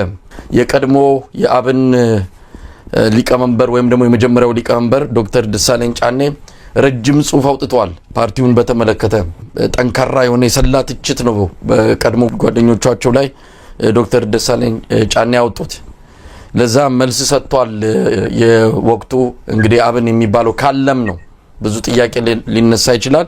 ካለም አብን ራሱን ብሎ የሚገልጸው አካል ሊቀመንበር በለጠ ሞላ ዘለፋ የታከለበት ምላሽ ለዶክተር ደሳለኝ ጫኔ ሰጥቷል። 300 በላይ ቅርንጫፍ ጽህፈት ቤቶቹ አማራ ክልልና በተወሰነ ኦሮሚያ ክልል አለ። እነዛ በሙሉ ተዘግተዋል። አባላቱ የሉም። አዲስ አበባ ላይ አንድ ጽህፈት ቤት አለችው። እንዴት ነው ምርጫ ቦርድስ ዝም ይላል ወይ? እንዲህ አይነት ሙሉ በሙሉ አባላቱ በሌሉበት ጠቅላላ ጉባኤ ሊጠራ የሚያስችልበት ኮረም ባልሞላበት እነዚህ 3-4 ሰዎች ብቻ አብንን ስሙን ይዘው ያሉ ጉባኤ ያካሄዱት ሁኔታ ለምርጫ ቦርድ እውነት ለመናገር ምርጫ ቦርድ ካለ በደንብ ሊመለከተውና ሊመረምረው ይገባል። እንዴት አየው ግን አብን አለ ወይ? ጥሩ ጥያቄ ነው በጣም። አብን ጋራ በደንብ በቅርበት ነው የምንተዋወቀው። እንደምታውቀው የባለፈው ምርጫ ጊዜ ተጣምረን ነበረ ከባልደራስ ጋር በምርጫ ቦርድ ሄደን ተፈራርመን አብረን ነው ምርጫ ውስጥ የገባ ነው። ዓላማችን የነበረው አብን ብሔራዊ ፓርቲ ነው በኢትዮጵያ ውስጥ ብሔራዊ ፓርቲ ተብሎ ነው የሚታወቀው። እኛ ደግሞ ሎካል ነው የሆነው ጊዜው ስላልፈቀደብን ለአዲስ አበባ። ስለዚህ የሁለታችን ጥምረት ፌደራል መንግስትን ከሌሎች ጋር ተነጋግረን ፌደራል መንግስትን እንገዳደር መሆን አለብን። በተለይ አዲስ አበባን እንቆጣጠራለን። ግን አብን በብዙ ቦታም ቢሮም ስለነበረው እኛም ደግሞ ጥሩ ባጀት ስለነበረን በወቅቱ ምርጫው ላይ ብዙ መስራት አለብን ብለን ተፈራርመን እንትን ብለን ነበረ፣ ተቀናጅተን ነበረ። ከተቀናጀንባቸው ሁለት መሰረታዊ ነገሮች መካከል አንዱ መሳይ ብዙ ጥያቄ ተቀርቦልን ነበረ። አንዱ ምንድነው አብን የእንትን ፓርቲ ነው፣ የብሔር ፓርቲ ነው፣ እናንተ ደግሞ ናሽናል ትላላችሁና እንዴት ተጣመራላችሁ ሲባል በሁለት መርሆ ነበር የተጣመር ነው መሳይ። እንደ ባክግራውንድ ልስጥብዬ ነው። አንደኛው አዲስ አበባን በሚመለከት ነበር። አዲስ አበባን በሚመለከት አብንን ምን ብለን ጠየቅ ነው? ብዙ አማራ አለ እዚህ ውስጥ፣ እንደውም በቁጥር ስታቲስቲክስ አማራ ነው የሚበልጠው። አዲስ አበባ የማን ናት ብለን ጠየቅ። የማን ናት? ያን ጊዜ የኔ ናት የሚል ሰው ተቸግረን ነበር በጣም ያው እንደምታውቀውና አይ አዲስ አበባ የሁላችንም ናት የሚለው ነው እኛ ምናምን አሉ። አንድ ራይት ሰጠን። ቼክ ጥሩ ነው። ይሄንን ነው የምንፈልገው እኛ። ለምን በብሔር ላይ ያመዝ ያለውን አዲስ አበባ ውስጥ ያለን አማራ ይዘህ የኔ ነው በልብለህ ደግሞ ከኦሮሞ ወንድሞች ከሌሎች ወንድሞች ጋር እንዳትጋጭብን ስለምንፈልግ ነው ስንል እኛ አዲስ አበባ የሁሉም ናት ብለን ነው ምናምን የኔ ናት የሚባለው እንቃወማለን። እሺ የብሔር ፖለቲካስ ወደፊት እንዲከላ ትፈልጋላችሁ ወይ ስንል የብሔር ፖለቲካ እኛ አድራሽ ነው፣ ወደፊት እንዲከላ ነው የምንፈልገው። ተከልቶ ብሔራዊ እንድንሆን ነው እንድንከስም። ግን ስንከስም እኛ ብቻችንን አይደለም አብረን ከሌላውም ጋር አንድ ላይ እንክሰም ነው የምንለው። ቼክ አደረግንና በዚህ ነው የተጣመርን የነበረው። ከዛ በኋላ ግን በመሃል ግን ምንድን ነበረ የአማራ ድምጽነቱን በተመለከተ በእውነት እኔ ፐርሰናሊ ተስፋ ነበረኝ መሳይ በወቅቱ። ምክንያቱም ያ ህዝብ ሳይደራጅ ለረጅም ጊዜም ስለቆየ ይሄ የአማራ ህዝብ ስነልቦናውም ይሄ ነው። በአንድ በኩል ሀገሩን የብሔር ፖለቲካውን በሚመለከት ይሄ ነው፣ አዲስ አበባን በሚመለከት ይሄ ነው። በሌላ በኩል ደግሞ በማንነቱ ጥቃት ሲደርስ ደግሞ ሃይ የሚለው ፓርቲ ያስፈልገዋል። ስለዚህ አብን ጥሩ ነው። ወጣቶች ተነሱ። ደግሞ ወጣቶቹ ጋር ብዙዎቹ ጋር ሰርቻለሁ በምርጫው ጊዜ እኛ ጋር መጥተው ባልደራስ ያው አዲስ አበባ ላይ የተወዳደሩት የአብን ልጆች ከኛ ጋር አንድ ላይ ስለሆኑ ምንም ነው ማቃቸው ሁሉ በለጠን ሳይቀር ማለት የፕሮፌሰር በለጠ።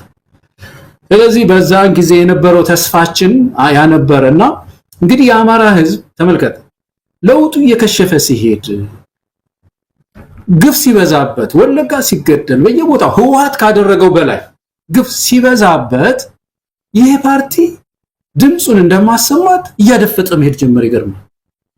እያደፈጠ ወደ ጠረጴዛ ስር ይገባል። እያደፈጠ እያነሰ ይሄዳል። ምንድነው ችግሩ? ይሄ ፓርቲ ጠንከር ብለህ ቁም እንጂ አታግለው ህዝቡን። ቃል ገብተህ አልነበረም ወይ? ህወሓት ላይ ብቻ ምን እንትን አለ? እኛ እኮ የፕሪንሲፕል ጉዳይ ነው። ህወሓት እኮ የትግራይ ወገኖቻችን ወንድሞቻችን እኮ ነው። የመርህ ጉዳይ ላይ ተንጠልጠል እዛ ላይና የአማራ ህዝብ ዛሬም ግፍ የሚደርስበት ከሆነ በትላንቱ ኤነርጂ ደም ጨምረ ግፉ ሲጨምር መታገል ነው ያለው ብለን ወጥረን ይዘናቸው ነበር። ባለስልጣንም ምንም ሲያቆራርሷቸው አንዱን የፖስታ ተላላኪ አንዱን የምናምን ሲያረጓቸው እየከሰሙ ሄዱና በጣም ነው ማዝንባቸው መሳይ። ይሄን ያመጣው ስለማቃቸው ነው። ይሄን አነሳው አማራ ክልል ውስጥ የተነሳ ይሄ ያፋኑ ንቅናቄ በማለዳ የድርጅት ችግር አይገጥመው ነበር። አብን ከአማራ ህዝብ ጎን ቆሞ ቢሆን ነው ተደራጅቶ ይነሳ ነበር መሰለኝ። በማለዳ አሁን የምናነሳው ይሄ ተባበሩ የአማራ ፋኖ አንድነት ተቋም ይወለድ የሚለው ጥያቄ አይነሳም ነበር። ከፍተኛ ድጋፍ ነበረው። አብን ወጣቱን በሙሉ ይዞት ነበር። ያ ተቋም አብይ ጉያ ስር ሄዶ ተሸጎጠ። በጣም የሚያሳዝን ነገር ነው። የአማራ ህዝብ በየቦታው ከተታወጀ ያለ ድርጅት ሳይኖረው ዝም ብሎ ተነሳ ማለት ነው የአማራ ህዝብ። እና ያንን የአማራን ህዝብ ትግል አሳልፎ የሰጠ ፓርቲ ነው መሳይ። በታሪክ ይጠየቃል። በጣም ነው የሚያሳዝን። አሁን ለብቻቸው የተወሰኑ ሰዎች እንዳልከው የሆኑ ሁሉ ጽህፈት ቤት ዘግተው በአብይ ድጋፍ በአብይ ስፖንሰርነት ነው አሁን ብርም እሱ ነው የሚሰጣቸው በየሄደበት። ይሄ ፕሮፌሰር በለጠ የምታውቀው ነው እንዴት አይነት ደጋፊ አብይ አህመድ ደጋፊ እንደሆነ ባጀት እየሰጠው እንደገና አለን ብሎ ዛሬ ደግሞ ብድግ ሲል በጣም የገረመኝ እኔ የተውት ነበር የመሰለኝ። የአማራ ህዝብ እንግዲህ የሚጠይቀውን ይጠይቃል። በእውነት ትግሉ አፍሪያፍ ሲያፈራ እነዚህ ሰዎችም በፍርድ መቅረባቸው አይቀርም። በሙስና በጣም የሚታማ ፓርቲ ሆኗል። እንደ ወደፊት ይሄም የሚጣራ ይመስለኛል። ገለታው ይሄን በተመለከተ እንግዲህ የአብን የቀድሞ ወይም ደግሞ የመጀመሪያው ሊቀመንበር ዶክተር ደሳለኝ ጫኔ ረጅም ጽሁፍ ነው ያወጡት። ከጽሁፉ ላይ የተወሰነውን ላነብ ከቻልኩ ነው። አብን በምርጫ ቦርድ በሕግ ባይሰረዝም እንኳን በተግባር ግን ጉባኤ እንዳያካሂድ ተደርጎ ሰቆቃዊ ሞት እንዲሞት የተደረገ ፓርቲ ነው። ተሿሚው አንጃ ትላንት አካሄድኩት ያለውን ጉባኤ ለመጥራት የሚያስችለው አካል ብሔራዊ ምክር ቤቱ ወይም ማዕከላዊ ኮሚቴው ውሳኔ ያላሳለፈበት፣ ጉባኤ አዘጋጅ ያልሰየመበት፣ ማዕከላዊ ኮሚቴ ውሳኔ እንዲያስተላልፍም በአግባብ ስብሰባ ያልጠራበት፣ አብዛኞቹ የትላንትና ጉባኤ ተሳታፊዎችም በፓርቲው መዋቅሮች የማይታወቁና ያልተወከሉ አዳዲስ ፊቶች መሆናቸውን ከወጡ ፎቶዎች ተረድቻለሁ። የፓርቲው አባል መሆን አለመሆናቸው ግን ከጥርጣሬ በጸዳ መንገድ መረጋገጥ አልቻልኩም። የተደረገው ጉባኤም ሆነ የአመራር ምርጫ ግን እንዳልተደረገ የሚቆጠር፣ ፓርቲው ምሉና እንደሌለው የሚቆጠር፣ የጥቂት አመራሮች የስልጣንና የጥቅማ ጥቅም በተደጋጋሚ እንደምለው ከምግብ ዋስትና ማረጋገጫነት የዘለለ ፋይዳ የሌለው ድርጅት እንዲሆን በተጠና መንገድ ተሰርቷል ነው የሚለው። በጣም ጠንካራ ትችት ነው። ረጅም ነው ጽሁፉ። የተወሰነውን ክፍል ያነበብኩት። እንግዲህ በዚህ ደረጃ ነው የሚገለጸው። ጓደኞቻቸው ናቸው፣ የትግል አጋሮቻቸው ምን ያህል ያውቋቸዋል። እንግዲህ ከዚህ በላይ ምስክርነት የትም አይገኝም። የነዚህ ሰዎች መዳረሻ ይሄ ነው። ስልጣን አገኙ፣ መኪና አገኙ፣ ሸሚዝ ቀየሩ፣ ኮት ቀየሩ። በቃ የአማራ ህዝብ ትግል አብቅቷል። ለጋሻው መርሻ፣ ለበለጠ ሞላና ማን ነው ኢየሱፍ ኢብራሂም አዲስ አበባ መስተዳድር ያለው ለነዚህ ለሶስቱ ትግል ይሄ ነው። ቡኩርናቸውን በምስር ወጥ ሸጠው የሄዱ ሰዎች ናቸው። ዛሬም ስለ አማራ ትግል አንደራደርም የሚል መፈክር ከጀርባቸው በትልቅ ባነር አሰርተው ጉባኤ የሚሉትን ነገር ያካሂዱት። ዶክተር ደሳለኝ እንዳሉት ይሄ ጉባኤው ላይ የተገኘው እነማን ናቸው የሚለው ነገር በቅርቡ የሚጋለጥ እንደሚሆን አምናለሁ። በብልጽግና የደህንነት መዋቅር ውስጥ ያሉ ሰዎች ናቸው።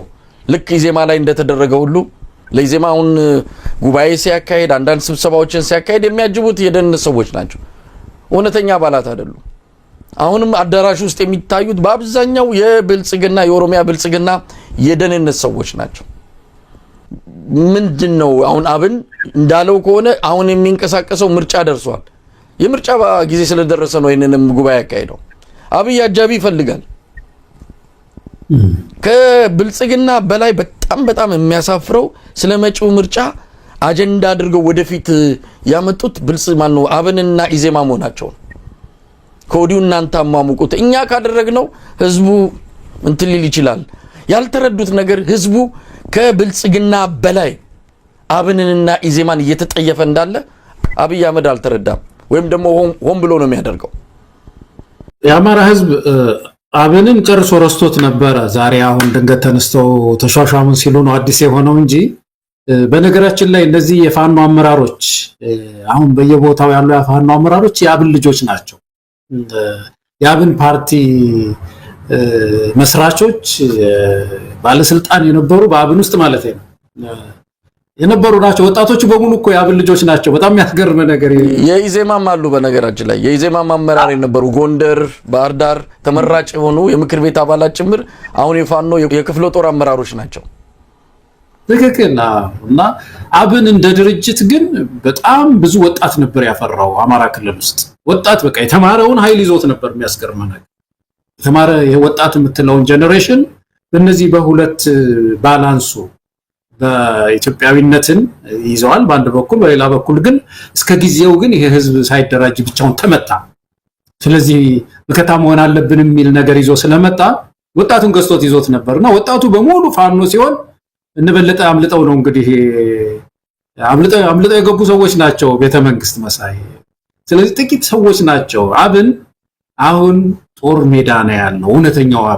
እውነተኛው አብን ፋኖ ሆኗል።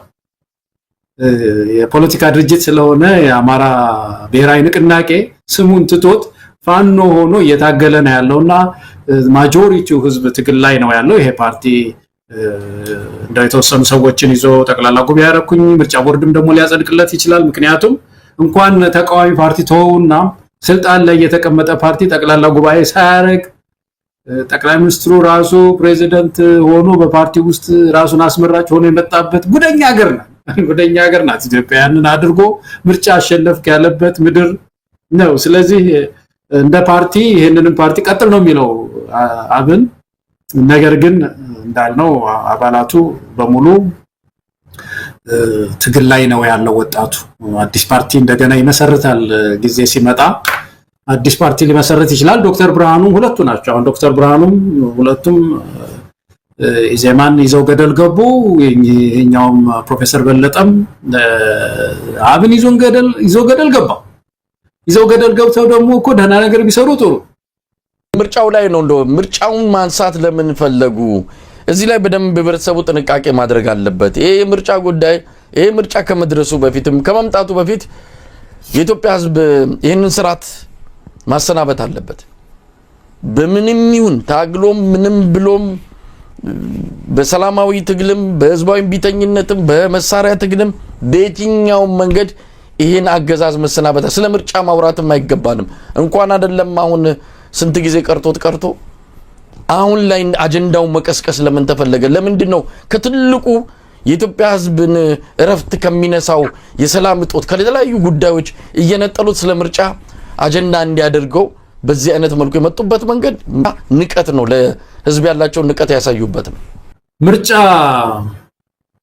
በኢትዮጵያ ውስጥ ተስፋ አይደለም መሳይ ይሄንን ምንለው ሰው ጨለምተኛ እንዲሆን አይደለም ሌሎች ሀገሮች ምርጫን ተስፋ የሚያደርጉት መድብለ ፓርቲ ስርዓት ስለገነቡ ነው መድብለ ፓርቲ ስርዓት የገነባ ህዝብ ምርጫን ተስፋ ያደርጋል አደገኛ መንግስት እንኳን ቢመጣበት ተስፋ አለው ምክንያቱም በምርጫ ይጥለዋል በምርጫ አሰናብተዋለሁኝ የተሻለ አመጣለሁ ብሎ ተስፋ ያደርጋል ኢትዮጵያ ውስጥ ምርጫ ተስፋ እንዳይሆን ያደረገው መሰረታዊ ችግር ስላለበት ነው እንደ እንትን ነው የሆነ አሁን ምርጫ ምንድነው እንደ ሴሬሞኒ ምንድነው ይሄ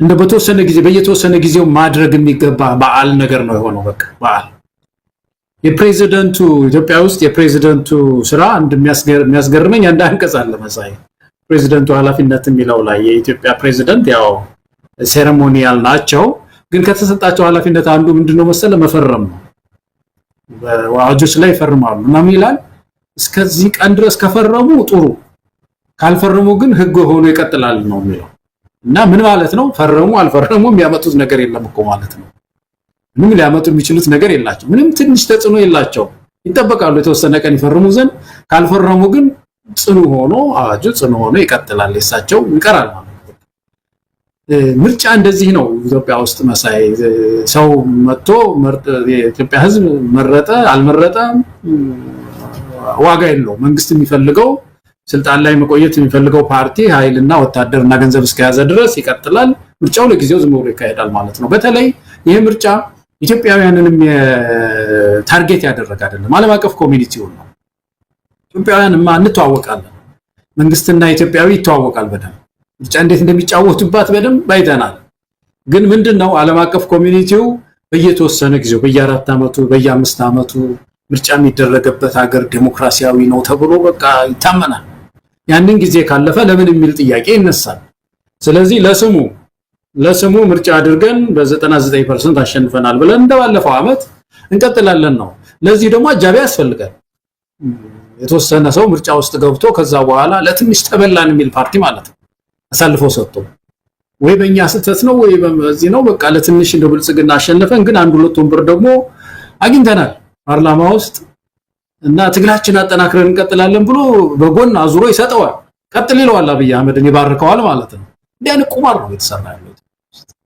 ነው የተሰራ ያለው በተለይ አሁን ኢትዮጵያ ለምርጫ የሚያስኮን ቁመናም የላትም አሁን በአጠቃላይ እንደውም ኢትዮጵያ ቶሎ ብላ አሁን መሆን የነበረበት ብሔራዊ ምክክር ነው ቶሎ ሐቀኛ ምክክር ኮሚሽን ገንብታ ምክክር አድርጋ ህገ መንግስት አሻሽላ የሚሻሻሉትን አሻሽላ የሚጨመሩ ይኖራሉ የሚጨመሩትን ጨምራ በጸዳ ሁኔታ ወደ ምርጫ ነበር የሚገባው ሙሳይና ያ ሁሉ የለምና ትግላችንን ማጠናከር ነው በእውነት አዝናለሁ ምርጫ ተስፋ ለመሆኑ ኢትዮጵያ ውስጥ ያሳዝናል በጣም ገለጻ እንግዲህ አብንን በተመለከተ ያነጋገርኳቸው የአማራ ፋኖ አንዳንድ አመራሮች የገለጹልን አለ። ከዛ ውስጥ እንደዚሁ አርበኛ አብደላ ይሄ የኦሮሞማ ብሔራዊ ንቅናቄ ኦብን እንጂ አብን የሚባል የለም። ቀደም ሲል አንተ ያልከው በጣም ነው መጋራው። ስለነሱ አጀንዳ መሆን ቀርቶ ሰው እነሱን እስከነመፈጠራቸው እስከነመኖራቸው ረስቶት ትቶት በተቀመጠበት ሰዓት ላይ አለን ለማለት እንዲህ አይነት ጉባኤ እንዲህ አይነት ነገሮችን ያደርጋሉ። ለማንኛውም አንድ ትልቅ ጥያቄ ልንጠይቃቸው የሚገባ እንደው የሞራል ጥያቄ ነው። ሞራል ካላቸው ምናልባት ከሆድ ያለፈ ለህሊናቸው ክብር የሚሰጡ ከሆነ ልንጠይቅ የሚገባው ግድ የለም እየሞተ ያለው የአማራ ህዝብ ማንንም መነሻ ይሁን ማንንም እንትን ይሁን ግን ስለ ንጹሃን መሞት አንድ ብጣሽ መግለጫ ለማውጣት ለምንድን ነው ያልቻሉት እስካሁን? ማንንም ያድርገው ስርዓቱን ማድርጎት ከሆነ ስርዓቱን እረፍ። እነሱም ያምኑትም ካለ እንግዲህ እነሱም ያምኑት ማን እንደሆነ ያው በተለያየ መልኩ የሚናገሩትን እናያለን እኮ እንዴት አድርገው ከብልጽግና ጋር ሆነው የፋኖን ትግል ለማዳከም እየሰሩ እንዳለ በስም ዝርዝር ማን ምን እያደረገ እንዳለ እናውቃለን። ጣሂር ምን እንደሚያደርግ ማን ነው ጋሻው ምን እንደሚያደርግ እንበለጠ ምን እንደሚያደርጉ ይታወቃል። ይሄን ትግል ለማዳከም ከብልጽግናዎች በላይ እንደው አቅም ቢኖራቸው ሊዘምቱ ሁሉ ይችላሉ። እንደባለፈው ያኔ ህዋት ሲመጣ እንደዘመቱት ሊዘምቱ ሁሉ ይችላሉ ከብልጽግና ሰራዊት ጋር እንዲህ አይነት አቋም እንዳላቸው ይታወቃል። አንድ ወረቀት ይሄ ሁሉ ድሮን አማራ ህዝብ ላይ ሲዘምብ ይሄ ሁሉ መሳሪያ ይሄ ሁሉ ከባድ አደጋ ሲደርስ የእርሻ ማሳዎች ሲቃጠሉ በለጠ አይን እሱን አይመለከትም፣ ጆሮ ይሄንን አይሰማም። ይሄ ነው የበለጠ ትልቁ። አሁን ሰሞኑን ሰምታል በፌደራል ኦዲተር ባለስልጣን ወደ 700 ሚሊዮን የሚጠጋ ገንዘብ ነው የጎደለው። የት ገባ? በእንደዚህ አይነት ጉድፍ በእንደዚህ አይነት ግዙፍ የሙስና ቅሌት የሚጠየቅ መስሪያ ቤትን እኮ ነው የሚመራው። ለማንኛውም የአብን ጉዳይ እንዳልከው ምንም ትርጉም የሌለው ዝም ብሎ አትርሱኝ አይነት ካልሆነ በስተቀር የሚያመጣው አንዳችም ነገር የለም። ያው ብልጽግናን እያጀበ ይቆያል። ብልጽግና ሲሞት ወይም ደግሞ ከኢትዮጵያ ትከሻ ላይ ሲወርድ አብረው በግ የሚጠየቁ አብረው ወላጅ አልባ የሚሆኑ ናቸውና ያ ጊዜ ደግሞ ሩቅ አይደለም። እሱን ጊዜ በቅርብ እንደምናየው ተስፋ አደርጋለሁ። እንደው በመጨረሻ ቀደም አንዳንድ ከትምህርት ጋር የተያዙ ሰሞኑንም የትምህርት ሚኒስትሩ ፕሮፌሰር ብርሃኑ ነጋ ለሕዝብ ተወካዮች ምክር ቤት ያቀረበው ሪፖርት አለ። በዚህ ሪፖርት ላይ ብዙ ነገሮችን አንስቷል። ግን ሁለት ጉዳዮችን አንስተን እንወያይ። ያው በምክር ቤቱም እንደዚሁ ተቃውሞ ተነስቶበታል። የ12ኛ ብሔራዊ መልቀቂያ ፈተና በዚህ መጠን ከፍተኛ የሆነ የተማሪዎች መውደቅ መከሰቱን በተመለከተ ትኩረት አለመሰጠቱን በአንዳንድ የምክር ቤት አባላት ጭምር ብርሃኑ ላይ ጥያቄ ተነስቷል። እሱ ምንም ከባድ አደጋ እንዳልሆነ አድርጎ ሊያልፈው ሞክሮ ነበረ።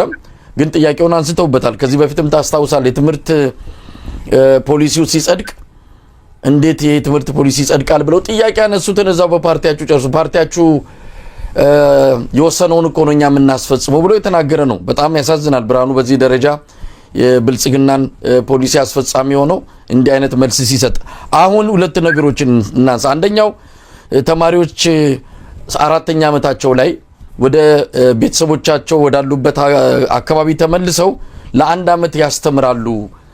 የመምህራን የጥራት ችግርን ከምንፈታባቸው እርምጃዎቻችን አንዱ ይሄ ይሆናል ብሎ ገልጿል። የዩኒቨርሲቲ ተማሪዎች 3 ዓመት 4 ዓመት 5 ዓመት ያሉ ካሉ በመጨረሻ ዓመታቸው ላይ ወደ ወላጆቻቸው ወይም ደግሞ ከመጡበት ማህበረሰብ ጋር ተመልሰው ሄደው ለ1 ዓመት ያስተምራሉ። የመምህራንን አቅም ለማጎልበት የሚረዳ ነው አለ። ይሄ እንዴት ሊረዳ እንደሚችል እንግዲህ ዝርዝር ነገር አልሰማንም። ምናልባት በዚህ ላይ ማስተያየት መስጠት ከተቻለም ሌላው የመምህራን ባንክ ይቋቋማል ነው። መምህራን ገንዘብ የሚያጠራቅሙበት የመምህራን ባንክ ይቋቋማል ነው። ብርሃኑ ምናልባት ትምህርት ሚኒስትርነቱን ትቶ ኮሜዲ የጀመረ ነው የሚመስለው። አሁን እንኳን አይደለም የሚቀመጥ የሚጠራቀም ገንዘብ ይቅርና በአግባቡ ደሞዙን የሚያገኝ መምህር አለ ወይ? እንደው የተወሰነ አካባቢ ካልሆነ በስተቀር ወደ 3-4 ክልሎች እኮ መምህራን ደሞዝ እያገኙ አይደለም። የዩኒቨርሲቲ መምህራን ደሞዝ አልበቃ ብሏቸው እኮ ቀን አስተማሪ ሌክቸረር ማታ ራይድ ሹፌር እኮ ነው የሆኑት። ምንድነው እንደዚህ አይነት የባንክ የመምህራን ባንክ እናቋቁማለን ያጠራቅማሉ ብሎ እንዲህ አይነት ቀልድ በእውነት በጣም ለጆሮም የሚቀፍ ነው። ለማንኛውም በእነዚህ ሁለት ጉዳዮች ላይ ምን ማለት ይቻላል ገለታ? እንዳልከው የዚህ ባንኩ ጉዳይ መቼም የሚያስቀምጠውን በሰጡት መጀመሪያ ማስቀመጫ አላጣም። አስተማሪው የተለያየ ቅድ ይኖረዋል፣ የተለያየ ሴቪንግ ዘዴዎች ይኖሩታል። ባንኮችም ውድድር ላይ ነው ያሉት፣ በተለያየ መንገድ ሊያበድሩት ይችላሉ። በራሱም ደግሞ መቼም ይሄ ባንክ መቋቋም መጥፎ ላይሆን ይችላል፣ ግን ከምንም በላይ ግን የመምህሩን ገቢ ማሻሻል ላይ ነው። ዶክተር ብርሃኑ ከዚህ በፊት ምሳ ሁሉ እናበላለን ሲል ሰምቼው ነበር። የዚህ ምንድነው የሸገሩን እንትን እንቅስቃሴ ተከትላችሁ ሌላም ቦታ እንደዚህ ያብሉ ሲል ነበር የነበረው። በዚህ ሊያቅፋቸው ምንድነው በምግብ እንትን መታቀፍ አለባችሁ ያለ የሚላቸውን መምህራን ነው። አሁን ባንክ እንግዲህ ደግሞ ወስደው ገንዘብ የሚያስቀምጡት ለመምህራን በጣም ከባድ ንቀት የታየበት ዘመን ይሄን ዘመን ነው እና ይሄ ዝም ብሎ ውሃ የማይቋጥር ነገር ነው። በጣም ተቋቁሞስ ይሄን ያህል ስንት ዓመት ቆይቶ ደልቦ እንደገና ለመምህራን ማበደር ተበድሮስ ደግሞ የሚከፍለው ይሄ መምህር ኖሮት ነው ወይ የሚለው ማአት ነገር ነውና ችግር ፈቺ አይደለም። በተለይ ኢሚዲየት የሆነ ችግር ፈቺ አይደለምና መምህሩ ይሄን ተስፋ ሊያደርግ አይችልም። ሌላው ግን የዚህ 12ኛ ክፍል ምናልባት ወደዚህኛው እንመጣለን የተማሪዎች ሄደው ያስተምሩ የሚለው 12ኛ ክፍል መልቀቂያ ፈተና ከዚህ በፊት ይሰጥ የነበረው እንትን ፊክስድ አይደለም። ግሬዲንጉ ፊክስድ የሚባል አይደለም። ይሄ ለምሳሌ 90 ከመቶ 90 ያመጣ 90ውን ራይት አግኝቶ 10 ኤክስ የገባበት ማለት ነው። እሱ 90 ያገኛል የሚለው ይሄ ፊክስድ የሆነ የማርክ አሰጣጥ አይከተሉም ነበር። ከዚህ በፊት የነበረው አሰራር እንደምታውቀው ፐርሰንታይል ነው። ይወዳደራሉ ተማሪዎች፣ የሀገሪቱ ውስጥ ያሉ ተማሪዎች ይወዳደሩና ከዛ ውድድር ጋር ነው ማርኩ በፐርሰንታይል ነው የሚያልፉት እና ከዚህ የተነሳ ተደግፈው ሀገሪቱ ባላት ዕውቀት ልክ ማለት ነው እንግዲህ ትምህርት ቤቶች በሙሉ ትምህርት ቤቶች የሀገሪቱ ትምህርት ቤቶች ብዙ ታሳቢ የሚሆን ነገር አለ። አንደኛ የመምህራን ጉዳይ አለ። መምህር አለ ወይ? አንዳንድ ቦታ መምህር ላይኖር ይችላል። ፊዚክስ አስተማሪ ሳይኖራቸው አመቱን ሙሉ በሂሳብ አስተማሪ የሚማሩ ይኖራሉ። ምን አለና ይሄ ታሳቢ ያደርጋሉ። ቲቺንግ ኤዱን ምንም ታሳቢ ያደርጉና እርስ በርስ ተወዳድረው ተማሪዎች እንደሌላው ሀገር ሳይሆን የእንግሊዝን ፈተና አንጥተው አይፈትኗቸውም። ያለ ኢትዮጵያ ተማሪዎች እርስ በርሳቸው ተወዳድረው ወደ ዩኒቨርሲቲ የሚገቡበት ሁኔታ ይፈጠራል። ቀስ እያለ ይሄ እንዲሻሻል ይደረጋል እና ይሄን አናደርግም ብለው እነ ዶክተር ብርሃኑ በጣም ብዙ ተማሪ ነው እንዲወድቅ ያደረጉት። ከዚህ የተነሳ በጣም የሚያሳዝን ዩኒቨርሲቲዎች ባዶ ነው የሆኑት። አሁን ብዙ ዩኒቨርሲቲዎች ከአቅም በታች ነው፣ ብዙ ተማሪ የላቸው። ይሄ ከባድ ወንጀል ነው። ከባድ ወንጀል ነው። እነ ዶክተር ብርሃኑ በህግ ይጠይቃሉ። ይሄ በደረቅ ወንጀል ነው የሚጠየቁት። በእውነት አክሰስ የሚባለው በትምህርት እንትን ውስጥ ይሄ ኢኩዊቲ፣ አክሰስ፣ ኳሊቲ የሚሏቸው ቫልዩስ አሉ በትምህርት ውስጥ እሴቶች እና በተለይ አክሰስ የሃየር ኤጁኬሽን አክሰስ በዚህ ዘመን በየትኛውም ዘመን ሆኖ አያውቅም። ዩኒቨርሲቲዎች ባዷቸው እንዲሆኑ ስላደረጉ እነዚህ ሰዎች መጠየቃቸው አይቀርም። ሰው አስተምሩ 12ኛ ክፍል ትንሽ የኮሌጅ ትምህርት ጠቅሶ ቀምሶ ገበያው ደግሞ ያበጥረዋል። እዛ ፈትነዋል እኮ ገበያው ሲቀጥሩ እኮ በደንብ ፈትነው ነው የሚቀጥሩት፣ ብሎ አይቀጥሩም እኮ። ግን ቀምሶ በአቅሙ የሚሰራ ስራ እንኳን እንዳይፈልግ የዩኒቨርሲቲ ትምህርት እንዳይቀምስ ህዝቡ ልጆቹ እንዳይቀምስ እያደረጉ ነው ያሉትና ይሄ ከባድ ወንጀል ነው። ብዙ ጊዜ ማንስተናል፣ ተጠየቁበታላችሁ። በእውነት በጣም ነው ማዝነው። ከዚህ ግን ይሄኛው ደግሞ አዲስ የመጣው ነገር ደግሞ ይሄ አነሳው ነው መሳይ ምንድነው የዩኒቨርሲቲ ተማሪዎች እንደጨረሱ ወይም 4ኛ ዓመት ላይ ሲደርሱ አንድ ዓመት ወጥተው ሄዶ ያስተምራሉ የሚባለው ማስተማር እኮ ማስተማሪነት እኮ ትምህርት ቤት እኮ የሙያ ቤት እኮ ሙያ እኮ አሁን ቅድም እየነገርኩህ ነበር መሳይ ክሊኒኮቻችን ብዙ የሕክምና ሰው የላቸውምና ዩኒቨርሲቲ ግራጁዌትስ በሙሉ ሄዱና ሕክምና አድርጉ ይባላል። እንደዚህ ብሎ የሶሲዮሎጂ የተማረውን ጋዜጠኝነት የተማረውን ጂኦግራፊ የተማረውን ሰው ሄድና ክሊኒክ እርዳ ይባላል እንዴ? ሙያ ቤት እኮ ነው። እዛ ሄዶ ሊያበላሽ ነው የሚችለው እንጂ ሊጠቅም አይችልም። ክሊኒክ ውስጥ ሄዶ ማስተማር እኮ እንደዛ እኮ ማስተማር እኮ ሰርቲፊኬት ይጠይቃል። የቋንቋ ተማሪዎች ሲማሩ አብዛኛው ብዙ ኮርስ ነው የሚወስዱት how to teach language የሚለው በተለይ ይሄ ሁለተኛ ቋንቋ እንዴት ነው የሚማሩት ማለት ነው የሚለውን ማለት ማቴማቲክስ እኮ ዝም ብሎ ሂሳቡን እኮ አይደለም እንዴት ነው ማቴማቲክስ የምናስተምረው?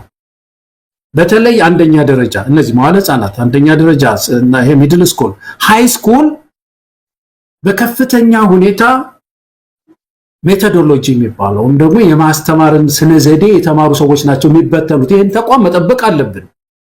ዝም ብሎ ማንኛውም ሰው መጥቶ አንድ አመት ልጆችን አበላሽቶ ሊሄድ አይችልም። ይሄ እኮ እንደ ሀገር እኮ ከባድ እኮ ትውልድ እኮ ነው የምንጎዳው። መሳይ ትውልድ ያልተማረ እንዴት ማስተማር እንዳለበት የማያውቅ ሰው ኢንጂነሪንግ ስለሆነ ያጠናው ሲቪል ኢንጂነር ነው፣ ለሂሳብ ትንሽ ሲቀርብ ይችላል። የሂሳብ መጽሐፍ ስጡትና ሄዱና አስተምሩ ተብሎ መሀል ሜዳ የሚል እኮ ነው። እዛ መሀል ሜዳን በቃ ገደሉት ማለት እኮ ነው። ወጣቱ አይደረግም። ያ ተቋም መጠበቅ አለበት በባለሙያ። እንደውም እዚህ ሀገር በጣም የሚያስገርመ ነገር አሜሪካ ውስጥ አንድ ሰው በኤጁኬሽን ከጨረሰ በኋላ ማሳቹሴትስ ውስጥ አስተማሪ ከጨረሰ በኋላ እንደገና የስቴቱ ደግሞ ሰርቲፊኬት ፈተናል የማስተማር ማለት ያችን ፈተና እንትን ካለ ስራ ያገኝ ራሱን አፕዴት ማድረግ አለበት፣ እንዴት ማስተማር እንዳለበት። ኤጁኬሽን እኮ ተምሮ ነው ማለት ዝም ብሎ ከኢንጂነሪንግ ምናምን አይደለም። ኤጁኬሽን ማቴማቲክስ ማስተማር ጨርሶ ሌላ ደግሞ ሰርቲፊኬት ይጠይቁታል። ትውልዱ እንደዚህ ነው የሚጠብቁት። መሳይ እኛ ሀገር እኮ ይሄንን ተቋም እንዴት ነው ያረከሱት?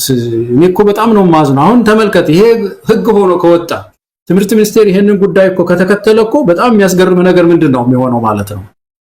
በየአመቱ የአራተኛ ዓመት ተማሪዎች ይሄዳሉ። አንድ ትምህርት ቤት ለምሳሌ ሂሳብ አስተማሪ ዘንድሮ የአራተኛ ዓመት የኢንጂነሪንግ ተማሪ ሂሳብ አስተምሮ ሊሆን ይችላል። በሚቀጥለው ዓመት ሌላ የኢንጂነሪንግ ተማሪ ሌላ ሰው ይመጣል። ስለዚህ እዛ ትምህርት ቤት ያሉትን ተማሪዎች በሙሉ የሚያስተምሯቸው እነዚህ ልጆች ናቸው የሚሆኑት። ትውልዱ ተጎዳኮ ማለት እኮ እንዲህ ሲሆን፣ ስለዚህ እኔ በጣም ነው ማዝነው። የትምህርት ጥራት እየሞተ ነው። በቃ ይሄ አንዱ የትምህርት ጥራት ሊገድል የሚችል ነው። መምህራን በደንብ መያዝ፣ መምህራን ትምህርት ኮሌጆችን መጨመር ነው የትምህርት ጥራትን ሊያመጣ የሚችለው እንጂ ማንኛውም ተማሪ ሄድና ዝመት የሚባል እንደ መሰረተ ትምህርት የአዳልት ኤጁኬሽን ታስታውስ እንደሆነ በደርግ ጊዜ ልጅ 12ኛ ክፍል እንደጨረሱ ሄደው ሀሁ አስቆጥረው ይመጣሉ። እንደዚህ ሊሆን አይችልም እና ይሄን መቃወም መምህሩ መቃወም ጸንቶ መቃወም ነው ያለበት ይመስል ተማሪውም እንደዛው። ስለዚህ አስቸጋሪ ነው በጣም።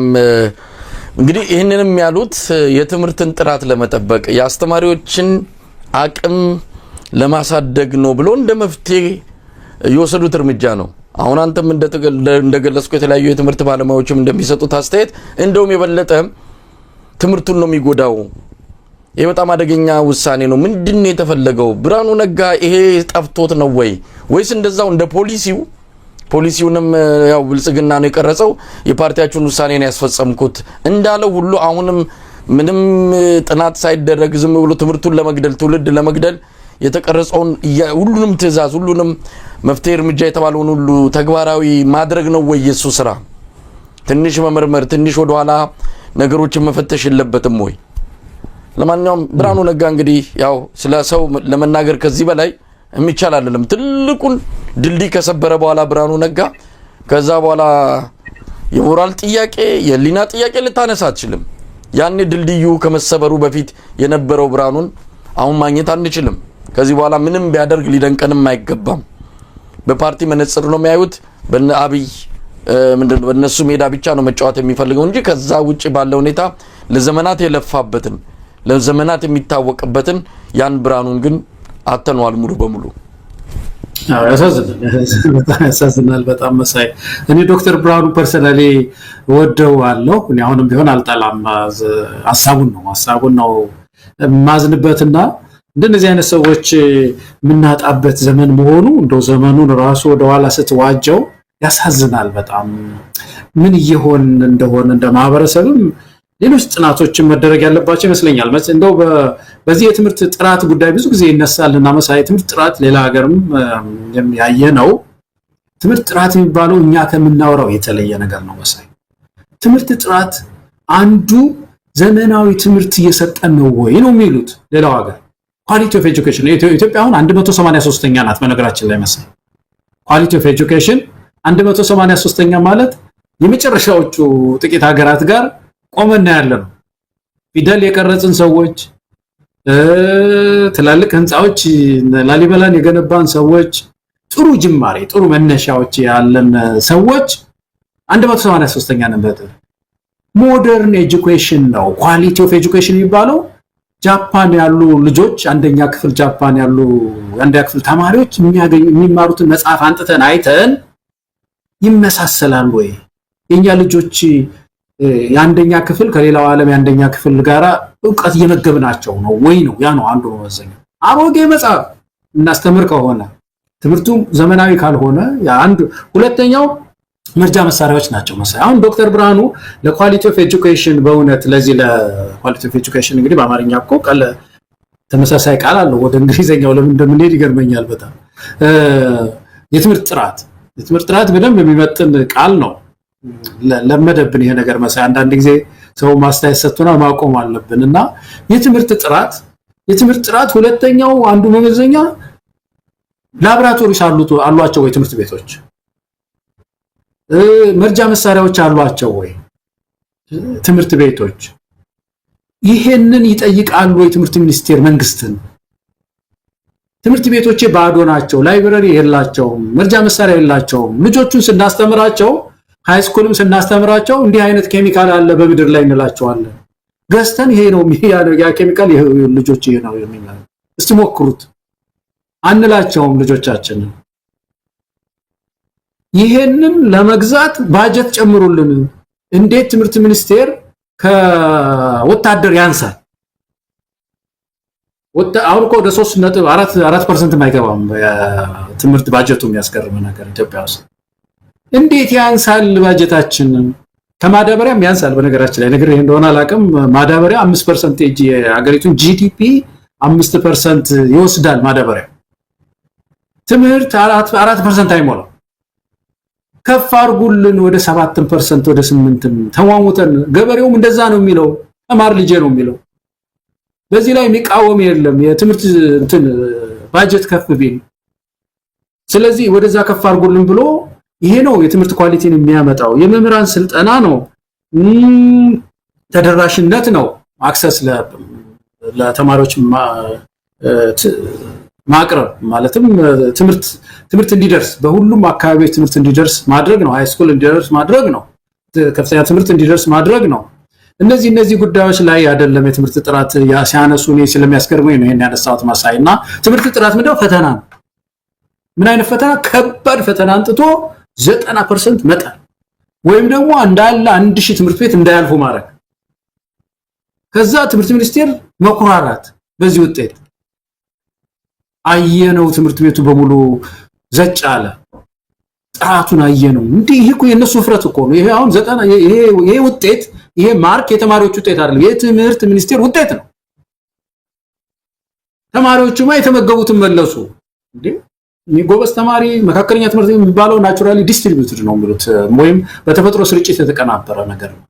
ስለዚህ ተማሪዎች የተሰጣቸውን የመለሱትና እኔ ከዚህ ቀደም ካነሳ ነው ከማርክ አሰጣጡ ጀምሮ ይሄ አንጻራዊ የሆነ ማርክ አሰጣጥ ሰጥቶ ዩኒቨርሲቲዎች ሞልተው ያሉን ጥቂት ዩኒቨርሲቲዎች ናቸው የምታውቀው። እንደዛ ላይ ሞልቶ የሚቀጥለው ትውልድ ደግሞ ስራም አገሪቱም ደግሞ ተማረ ያለህ ብላም ከጋና እንዳታመጣ ከናይጄሪያ ከህንድ በልጆቻችን እንዲሞላ ማድረግ ሲገባቸው ይሄን አላደረጉምና እንደው ትምህርት ሚኒስቴር ውስጥ ያላችሁ ኤክስፐርቶች ነው በጣም የተማሩ በእውነትኝ ማንም ሰው ሊመክራቸው የማይገባ ጥሩ ዕውቀት ያላቸው በትምህርት ላይ ያላቸው ሰዎች እንዳሉ አውቃለሁ። ድምጻቸውን ማሰማት ያለባቸው ይመስለኛል።